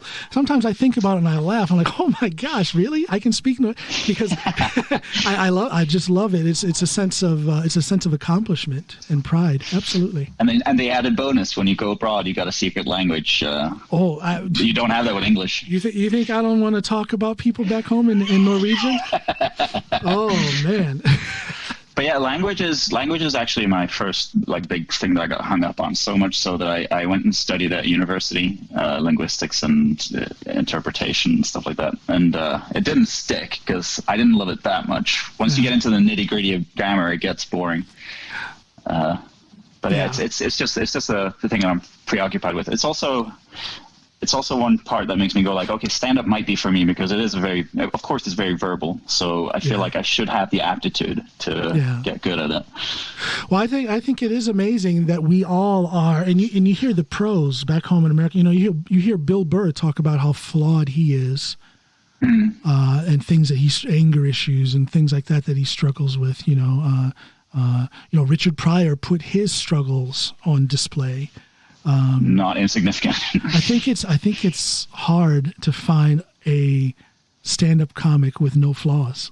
We're all trying to compensate for something or to cover something or to self-medicate something through comedy. Everybody except Jerry Seinfeld. Everybody except Jerry Seinfeld. I don't think that guy has anything wrong in his life. That's what he says. Everybody's like, you gotta get it from somewhere. You got screwed over somewhere. And I believe him, but I'll say this. Can I say this? I don't think Jerry Seinfeld is funny. I don't. I mean, he's funny, but he's not. I don't think he's funny. I think he's successful at what he's doing. Can't deny that, but I don't think he's funny. I really don't. He certainly has chops, like his delivery, timing, word choice, and stuff like that. He knows how to do it. He's definitely a pro, and I'm not saying he's a terrible comic. I'm saying that his type of comedy is. Yeah. I find it very difficult to access. I don't see the humor in what he's doing. Yeah. I really don't. No, I agree. He's very on small things, surface level things. He doesn't take the extra step and be like, what does this say about us? Or, you know, he just always, So maybe that's it. Because I admire the Louis C.K. and the Bill Burr who say the joke, I'm a clown, look at what I said. But underneath all of that, there is this fascinating element of truth, this fascinating element of vulnerability. Mm-hmm. There's a whole thing happening underneath what they're saying. And I just, I don't know, that's what intrigues me. That's what challenges me because it makes me think. I don't know. Jerry Seinfeld is too surface level for me. Yeah. There's no depth to it. Sorry, Jerry. I wouldn't be doing if you're listening. Of course he is. I would like to open for you, though, even though I'm not your hugest fan. Then I'll love you. Jerry. But I was going to say, I wouldn't be doing comedy if it were just, these are funny little self-contained gags. And, my favorite bits are bits that I'll bring up if I'm talking, say, philosophically or big issues with somebody. And sometimes there's this one bit that just pokes at that intuition beautifully. Like one of my favorite jokes I heard the past year, it's a guy called Jim Swan. He's like British, but he's grew up in Norway, so he's fluent in both completely. And he's got this very frantic sort of stage presence. He's very, very energetic and very he seems like he's had way too much coffee or something else. And then he talks about how he's a vegan. And how much people have antipathy towards him because of that. And he's like, people, when they call me up and they're like, hey, you want to come to a dinner party? We're having some people over. And he'll have to be like, yeah, that sounds good, but you guys know I'm vegan, right? So you'd have to sort out some other option. And they get annoyed and they go like, freaking vegans. Now we're going to have to make something special for this guy. And then he's like, what would it have been like to have been an abolitionist back in, say, 1800s? You're an abolitionist. You get invited to dinner, and then you go, yeah, sure, I'll come to dinner, but I'm an abolitionist, right? You're going to have to cook the food yourselves. And he's like, cook the food ourselves, this is terrible. And then comes the thing that really hammered it home for me. He's like, and then you'd get these progressives who come out and they go like, we do our part. We have slavery-free Mondays, And I'm like, that's such a good way to drive home why people aren't impressed with part-time veggies, See, that's the kind of humor that and I think that's that level that is underneath what is being said. And I think that's what's missing, for me anyway, with Jerry Seinfeld. That's one of those things that that brings home, like, I never understood why vegans don't go like, well, they're doing some part to sort of alleviate the problem. And then now I kind of see, like, if you're vegan and if it's about suffering animals, of course part-time non-cruelty is not going to impress them. And it just kind of clicked that intuition in my head. And now I don't, that's the point I bring up every time if I want to talk on that point. Man, look at us. We've been talking it's been an hour and 57 minutes and 34 seconds, 36 seconds. No, and what did I say at the beginning? Gosh, I hope we can get 45 minutes in, and here we are. Yeah, I thought that was, I was like, oh man, we're going to have to cut it short. But see, this is why I love talking with you, man. This is, we talked about everything and nothing. No format, nothing scripted. We just talk, man. And it's just, for me, it's fruitful conversation. Every time I've gotten to hang with you, it's been pretty short bursts, and we haven't been able to, talk big subjects. So I've enjoyed both these times. So next time we'll show up and both have read up on biases and that group stuff. Because that will be a good, and I hope we disagree. I want to have somebody on here who just absolutely hates what I stand for. I want that kind of a discussion, but I can't. I've asked a couple of people. Of course, they're not people I know, but people I'm familiar with, so that I know that they have a totally different worldview, but they won't come on. I've asked a couple of fairly well-known people who have some quite different ideas, but they will not come on. they're thinking you're trying to get a gotcha moment with them or something. Yeah, and I try to, and I guess I can understand them being a little bit wary of that exact thing, but I try to make them understand. I want the conversation. I want the challenge of conversing with someone who so anybody listening out there, if you know somebody who you guys hear me, you know what I stand for. Find somebody who stands for the opposite, and then have them contact me. I want that kind of person. I want that kind of person on my podcast. I'll be tuning in for that one. Yeah, you know. Or those ones. Things are too calm and nice here. I want some controversy. I also, by the way, to a bigger point, I love being wrong sometimes. Well, it's a learning process, and I enjoy that. Yeah. I want to be wrong too. The quickest way to not be wrong is to get shown up for it. I tell you, the echo chamber makes us weak. I truly believe that. It makes us weak. If you hear too much agreement, you're going to lose that adventurous part of your mentality, I think. Can I just have one last little point on that little story? I was at what's called a folk high school, which is like this year off where you just do studying for the sake of studying. And you have some very specific things that you're looking at and studying, and living in a school with a bunch of people from all over the country. And we had this one course called Thought and Tendency, where we'd talk about bigger issues and stuff like that and watch documentaries. And at one point we watched one about, basically, this is 2003 or something, 2004, and it was a documentary about Fox News and the way they're sculpting the media image. And at the end, we had this discussion, and there was a lot of talk about the U.S. and Bush and this, that, and the other, right? And everybody was in violent agreement. And then there's this one guy who just kind of got up and he was like, "No, I think Bush is doing a good job, and that Fox News is a valuable news source." You know, and everybody turned on him. And it's like, it's just terrible reaction for him. And he persisted with this for like 5-6 minutes. Yeah. After all, people were like, how can you say these things? You know, and then after a while, he goes, "Listen, I just feel like there was way too much agreement going on in this room, so I felt the need to represent the other side." And I get that. I'm kind of like that myself. When you talk about being argumentative, do you sometimes take up the contrarian, like, well, you know, let's just bring up a little confounder to what we both really agree about. You know, I'll sometimes say something that I just think might be problematic, even though I don't necessarily think it's a big issue. Well, I've done that in conversations with some of my guests on the podcast, but then it's very clear that it's not that sneaky contrary thing. I'm very clearly playing the devil's advocate with the interest of furthering the discussion. Yeah, I've been known to do that. Yeah, I could guess. I think we have similar temperaments. Yeah, I think so. That's why you're so doggone cool. I look at you and I see myself, if I've been sick for a few years, a little pale, a little bit thinner. Anemic John Allen, yeah. No wonder I can't lift as much as you. You're anemic, see? Hey, here on, what is it, Tuesday, I'm going to record an episode that will be released on next Sunday, not tomorrow, but the Sunday after that, with Inia James. Am I pronouncing his name right? Inia, yeah. Inia, yeah. Now here's a guy I just kind of want to tease this episode with him, Inia, because I had the opportunity to hear his stand up the first time I was at Steinar's, but when I came off, he went on after me, and when I came off, I was still so in my head about my routine because it was new material. So I missed his entire set. I know exactly what you're talking about. I'm the same way after I go off. I was very much in my head afterwards, analyzing everything. So I missed his entire set.